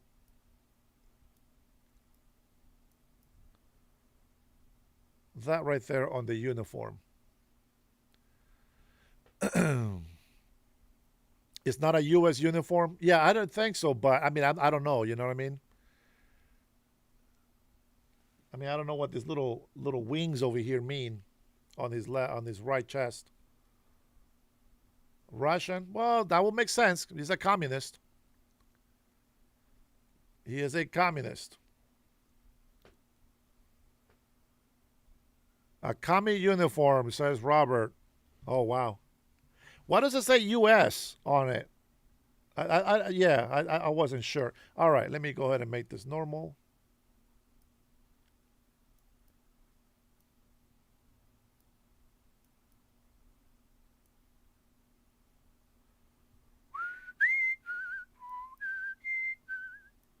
Now I won't be able to find the size. Let's see, right there. Or to be a little bit bigger. There we go. Okay. I'm just trying to put it back to the normal size, guys. We'll leave it at that. Right there. All right, let's put it right there. All right, let's take a listen to this. Should know there is no way that they are denaturalizing and deporting Mamdani or me or any of the people that they're constantly telling their base they're going to do that. And it's so embarrassing that they say that. And what is even more embarrassing is that their base is not smart enough to know that they're being lied to. Okay, just so you know, yes, they can be denaturalized. And one of the reasons for that is if you commit treason, you can be denaturalized. This woman doesn't know about immigration. Apparently, she low IQ, didn't pay attention. I can lose my citizenship as well. I can lose my citizenship. I can be denaturalized if I am deemed a threat to this country. Hey, Steve, how are you, bud? So, yeah, it's crazy, right? Because this is the guy that I was telling you about, Hassan Piker. This is the guy that was saying those nasty things about, our blood having to be spilled in the streets, of the United States and blah, blah, blah, and how this guy, we deserve 9/11. Can you believe that? We deserve 9/11, he said. That's unbelievable. The nerves of this guy, bro. Why is he not in jail? It's beyond me. It is beyond me why he's not in jail. Honestly, it really is. I don't understand why he's not in jail. Let's see. Republicans blocked her from looking into Ilhan Omar's immigration records. Huh. Well. It says, just in, Representative Nancy Mace, Republican, says Republicans blocked her from looking into Ilhan Omar's immigration.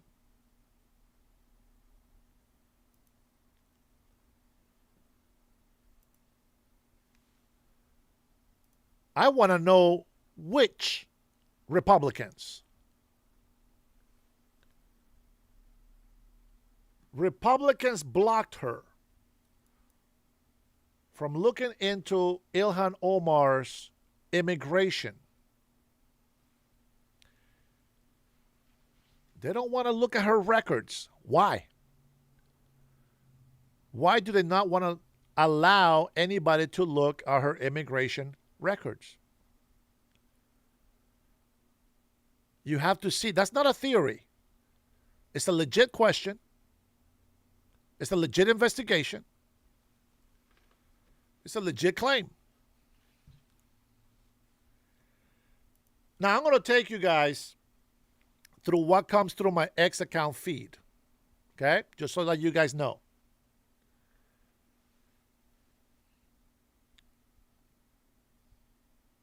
The BCA research. I don't know who these people are. The Iran Crisis Daily Dashboard. Real-time charts on the Hormuz. Who cares? Check this out. Qatar and the ICC prosecutor. Nope. Oh, soy. Ouch. What is Crockett saying? Invoking violence. Let's extinguish him for good. I will go and take Trump out tonight. We're going to fight it in the courts. We're going to fight it in the streets. When they go low, we're going to bury them below the Capitol. That's what we're going to do. We take them to the mud and choke them out. You know, there needs to be Wait, was he talking about January 6th? What's he talking about?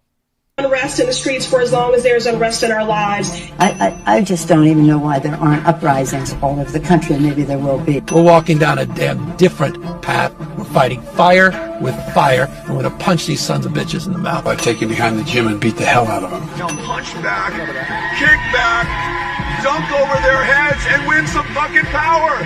Fight back, punch back, and make sure that they stay down. And you know what? Kick them when they're down, because they deserve it. I think that you punch. I think you punch.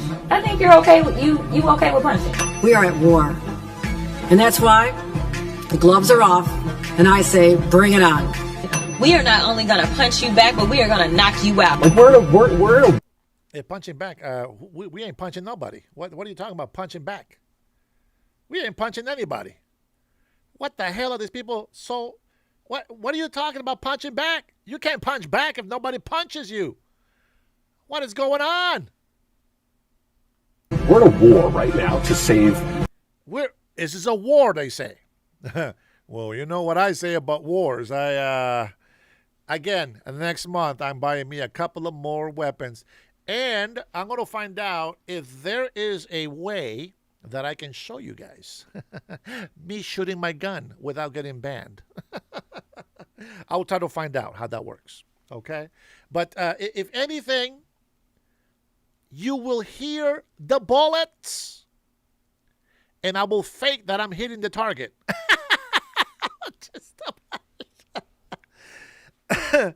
Nah, it's not worth it. But I will show you my guns. I'm not going to hold them. I'm just going to lay them down, and then I'm going to go ahead and show you the guns, okay? I'm not going to hold it because that looks like somebody, that's a ban. That's a ban on the YouTube policy. But you can still show the guns, the armament. So we'll see. We'll see what guns we get. All I know is this. Listen, I don't expect to have Americans fight Americans, okay? All right. Now, number one, here's the rules when it comes to guns, to owning guns. You have to be 21 years old. You have to be a full adult legally. Okay? You have to be a full adult. yeah, we're not going to show the guns, brother. Thank you, Jason Martin. Yeah, I know, General. We're not. Yeah, it's not worth it. It really isn't. But, you know, there is rules, right? You got to be 21 years old. And the second rule, which is the most important rule, you have to be an American citizen. You know what I'm saying? Nobody, no visitor, no illegal immigrant, obviously, right? None of them. Like, not even this guy right here, Trigamish. He's a pinche Tio Thomas, like Uncle Tom. I get it, bro. You think you're funny. You're racist. That's not funny. I'm going to get rid of you just for that. That is a racist comment. I don't like it. Thank you for stopping by. Go to the corner and think about what you did wrong here today, okay? Now, no illegal immigrants, no residents, no tourists, none of them should have guns. So when you see minors on the streets with guns, they should be in jail. The parents should get in trouble for allowing those kids to have guns. And number two, they should be in jail. There's juvie for that. Don't worry. They won't be with adults. They're not going to go out there and get, you know what I'm saying? But they can go to juvie and do their time right there. This country, and so you have to be willing to do whatever is necessary in order to save the country. Well, I am here to tell you, not only are we going to punch back, but we're about to beat you down. And goddamn it, shut down the city! We are at war! When they go low, we kick them. Even in states where Donald Trump won big, that it does you any good running away from Donald Trump. I think you need to go back and punch him in the face. Let's make sure we show up wherever we have to show up. And if you see anybody from that cabinet in a restaurant, in a department store, at a gasoline station, you get out and you create a crowd. And you push back on them. And you tell them they're not welcome. I challenge. I remember that. And then they say, January 6th. January 6th. Shut the hell up. January 6th. These guys lie and cheat so much. You have to realize that. We listened to the whole speech just to prove the left side that President Trump never incited violence on January 6th. We watched the whole speech, and I can tell you, these people, you heard it. I don't have to say it. You heard them. You heard them say it themselves. And President Trump, ABC, got effed up for lying. They lied to us. They made us fight each other. They made us fight against each other. They don't care. Well, tell me why, Damien. Tell me why. I'll give you a chance. Go ahead, Damien. Tell me why I'm so stupid. Tell me about it. Listen, if you're watching this right now, I want you to tell me why somebody would say, I am too stupid. I'm very stupid. Tell me that. We just heard all of them, what they say. I'm speaking facts. We heard the whole speech from Trump. He asked for peaceful protest. Remember Cuomo? Not the mayor. The dumbass from CNN? Remember Cuomo? I never heard that when you protest, it has to be peacefully. He said that. He said that. And it's very clear. You have the right to peacefully assemble. These people, they call us liars. They call us liars, and they are the ones lying to us all the time. I don't want you to believe me. Do your research. Jesus is my Lord and Savior. Just because I curse doesn't mean that God doesn't love me. Doesn't mean that I don't believe in God. Don't be retarded. Don't be hating. Don't be hating because I'm right. All right, Marvin Bernal, get the hell out of my chat. Enough. That's enough. Let me see what else we got. Jason had 12 gouge, 30-30, and a gun rack when I was in high school. Oh, boy. Well, I guess depends on the state, okay? Depends on the state. I don't know. Here, you can't do that. And if you did, it will be your dad's, not yours. Your dad's, not yours. Now, I don't know the rules in Texas and the southern states. I don't know about that. Yeah, he went too far. He went too far. My God is the only true God, the God of Abraham, Isaac, and Jacob. And I support the United States of America 100%. And Israel is right next to it. Whether you like it or not is irrelevant. But when Jesus Christ comes back for his bride, you are not invited. And then you will repent, but it will be too late. We're just going to wave at you. We're just going to wave like this. Like in the beauty pageant. Miss Universe. We're going to wave at you like this. Oh, wait. With the leftist. I can't really do it with the left hand, but it feels kind of weird. God is with the United States of America, baby. And Trump is with the United States of America. I will not be ashamed of the gospel of Jesus Christ. For doggone, you know what? You just made me want to pray. Father, I thank you so much that I have all these patriots and I have all these brothers and sisters in here, and we're not going to be religious. We talk to you openly as if you are right here with us. For we believe the Holy Spirit is here with us. And we claim the blood of Jesus over our homes. We claim that Jesus Christ is your only begotten Son, God Father.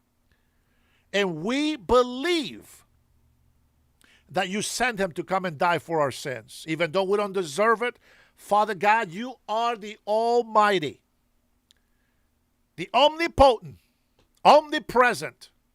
You know all. You have blessed Israel, and we bless Israel. You protect Israel every day, and we see the power that you hold within you. You have chosen the weakest nation, the smallest nation, and giants have risen against Israel over and over and over and over and over again, and they cannot beat them. For you are the only true God who defends Israel against its enemies. And I thank you, Father, that you bless the United States and that your power is with us as well. We are the most powerful nation on earth because you are with us. Because you are with us. Father, I pray for President Trump and the administration. Father, I pray that all of those evil people, whether it be Republican or Democrat, those who have been infiltrated into the cabinet, in Congress, the Senate, governors, mayors, corrupted city councils, police, everybody, we exhort and we rebuke all spirit of corruption out of our country. We rebuke every enemy that stands against us in the name of Jesus Christ.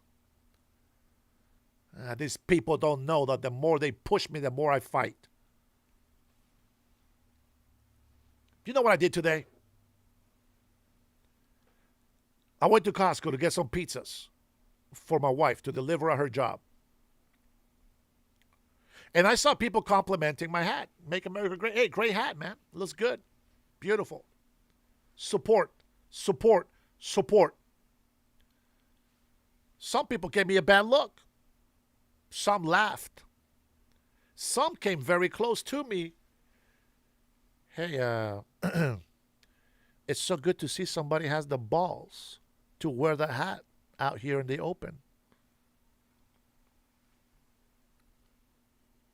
I said, yeah, this is my freedom of speech. And I love my Second Amendment right. And I showed my gun. She said, oh, yeah, my son is a detective. Fantastic. So he's always carrying. He said, but I am so glad that somebody's standing up against the garbage in this state. And I said, God bless America. Not one person threw an insult at me. Not one. And it was like this. It was packed at the food court in Costco. I even took a selfie and showed you guys. I don't want to go over there and take pictures of all the people in there. That's, I don't want to be that guy. But there's a lot of people that respect man that stand up for what's right. And that is exactly what I have to do every day. I went to a Mexican restaurant. Some haters were saying, oh, I bet you don't wear your MAGA gear outside in the open in public. Who do they think they are? Do they think we're cowards? If I try to avoid problems, it's not because I'm a coward. It's because I don't want to hurt people. But, seek and you shall find. It's very clear. If I see somebody wearing Kamala Harris hat, fantastic. That's who you support. I think you're a moron. But that's who you support. Freedom of expression. Biden Harris. Hey, make America great again. That's what I'm going to say. I'm not going to be like, hey, bang, bang, shitty, bang, bang. No. I'll probably laugh and say something dumb at you, and that's about it. We're not going to get violent. If you're American, listen, whether you like me or not, we're all brothers and sisters in this country. You can make fun of my accent. My accent changes all the time. I speak the English that I've learned from many different cultures. From Asians, Mexicans, Russians. my accent is not my own. I wish that I can fake a Spanish accent and then that'd be cool. John Didier. Yeah, no shoes, no shirt, no MAGA hat, no service. Hey, listen. I believe that you have the right to refuse service. But if a gay couple can sue and bankrupt a business for not making a gay cake, I can sue any business that does not want to allow me to conduct business in their store because of my MAGA hat. Which, by the way, it means Make America Great Again. Here, in case you didn't know what MAGA was. Bam! Did you notice that I was carrying my white privilege card? Bam!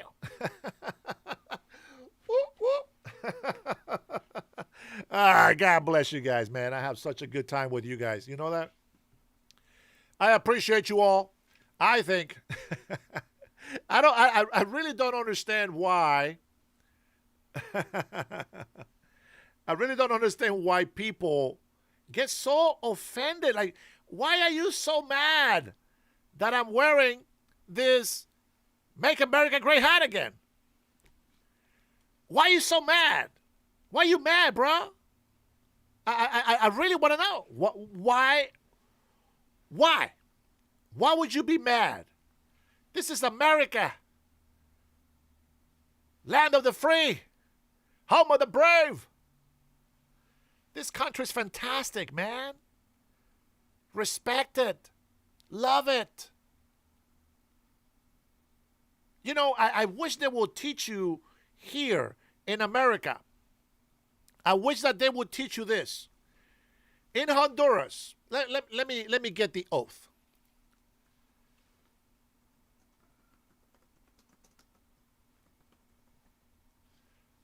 La bandera de Honduras. Okay, here we go. Now, when I was a kid, okay, it was different.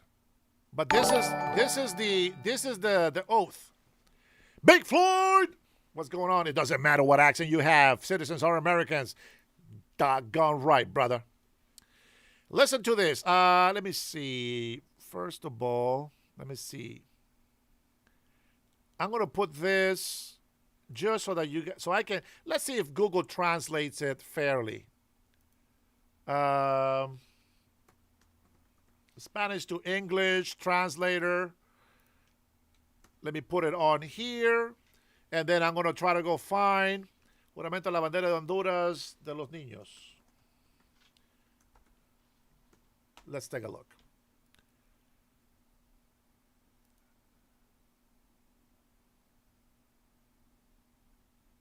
Okay, they changed this oath.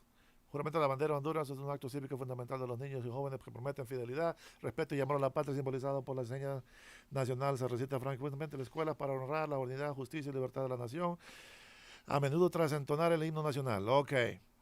They changed the words. They changed the words. That's not the one that I remember. Let's see, 1980s.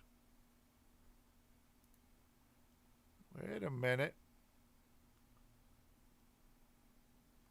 Let me see if I can actually get some of the recitement. Niños, juráis por vuestro honor. Yeah.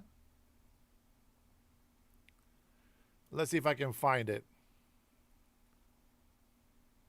Okay, yeah. That's the one. Yeah. All right, you'll see. There's a point to what I'm going to make for you guys. There is a purpose. There is a purpose, and I hope I can do it. All right. Let me see. I'm going to have to type it in on another Google so I don't lose it. You're going to appreciate this. I promise you. You're going to appreciate it.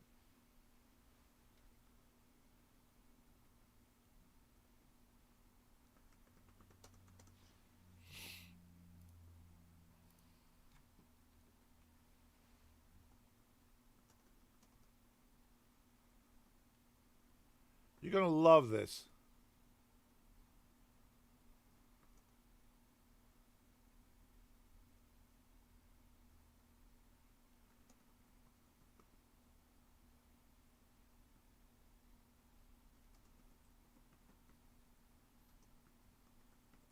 Watch the oath to the flag as children in Honduras. Watch this.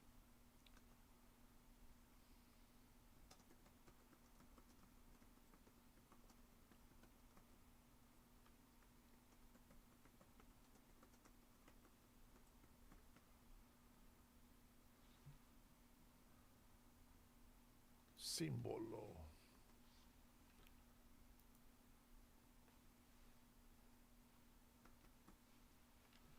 Que representa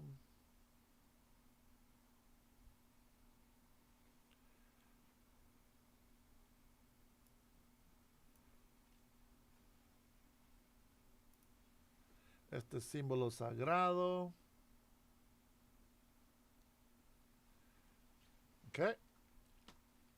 Si así no lo hicieres,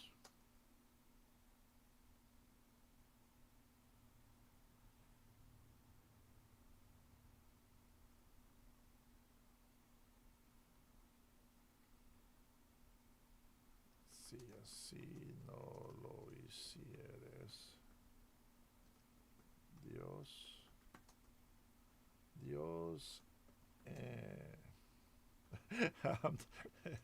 y la patria os lo demandará. Let's see how the translation comes out. Okay. Now check this out. This is the oath. Okay. This is our civic oath to the flag. This is why the flag is right here with me. Okay. Check this out. Listen to this. Do you swear? This is for the children, first grade and up. We had to make this oath, okay? From first to sixth grade, this is the oath that we make. Do you swear upon your honor to defend, venerate, respect, and ensure respect for this sacred symbol and all that it represents? The answer says yes, we do. Should you fail to do so, may God and the homeland hold you accountable. That is the oath, right? It's just like, like saying the Pledge of Allegiance to the flag. I pledge allegiance to the flag of the United States of America, for which it stands, one nation, under God, indivisible, and to the republic for which it stands. I'm sorry. I always forget to say republic.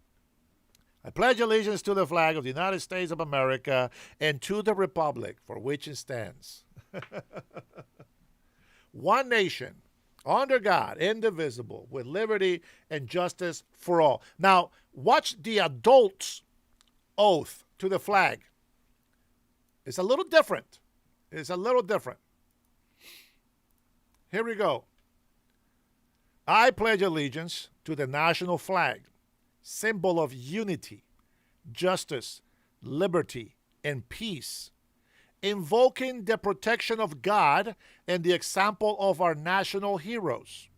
I promise to honor the homeland, to serve it, and to defend it under a single purpose, for the benefit of all. Now, one of the reasons why I argue with those Americans who claim that the Constitution, when it mentions the part that all persons, this is why I argue. When we're making this pledge is only to the Honduran people. This is only to the flag. That's it. Nobody else. And that's what I always argue that about the United States Constitution. It is not there for illegal immigrants to come and pop babies and make anchor babies. That's not what it's for. You don't have authorization to come to this land, and for many decades, that Constitution has been raped over and over and over by our enemies and foreigners.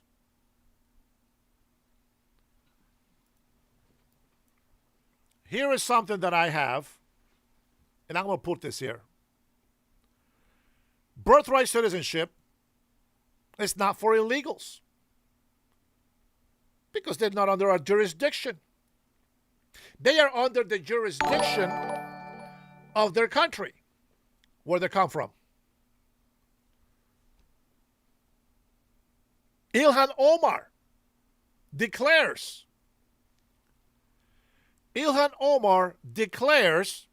now this is what you morons don't understand that keep talking bad about Trump. You keep defending those who hate you, you idiots. You know what? I don't even know why I get mad. You're probably not even here in the States. You're probably not even an American citizen. You're irrelevant. Maybe you're somewhere in China and Philippines and Africa, somewhere else. And if you're an illegal immigrant, it's even worse. We don't care. We don't care.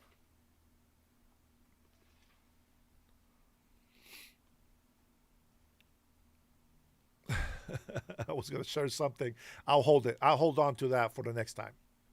I will hold on to that for the next time. Tracy, thank you. Thank you. Thank you.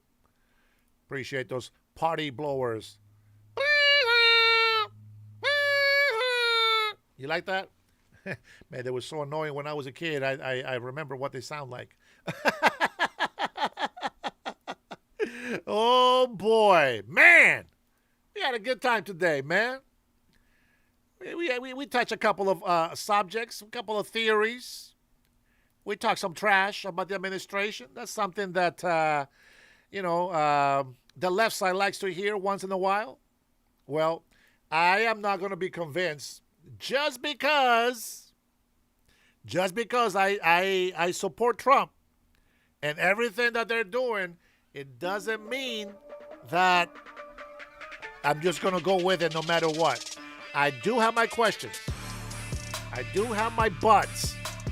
What I don't have is throwing theories out there and just opinions of what I think is true and call it a fact. Every fact that I give you is just a fact. I always tell you, take my opinion with a grain of salt. And if I say something wrong, you can go ahead and correct me. You don't have to get mad at me and try to incite violence against me. Freedom of speech. Learn to deal with it as we put up with your bullshit. Man. Jason Martin, thank you guys. Robert, Jason Beatriz, my man. Coyotes.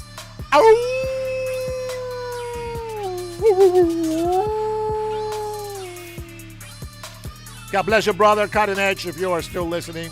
Be blessed, brother Brian. I will see you guys on the next one.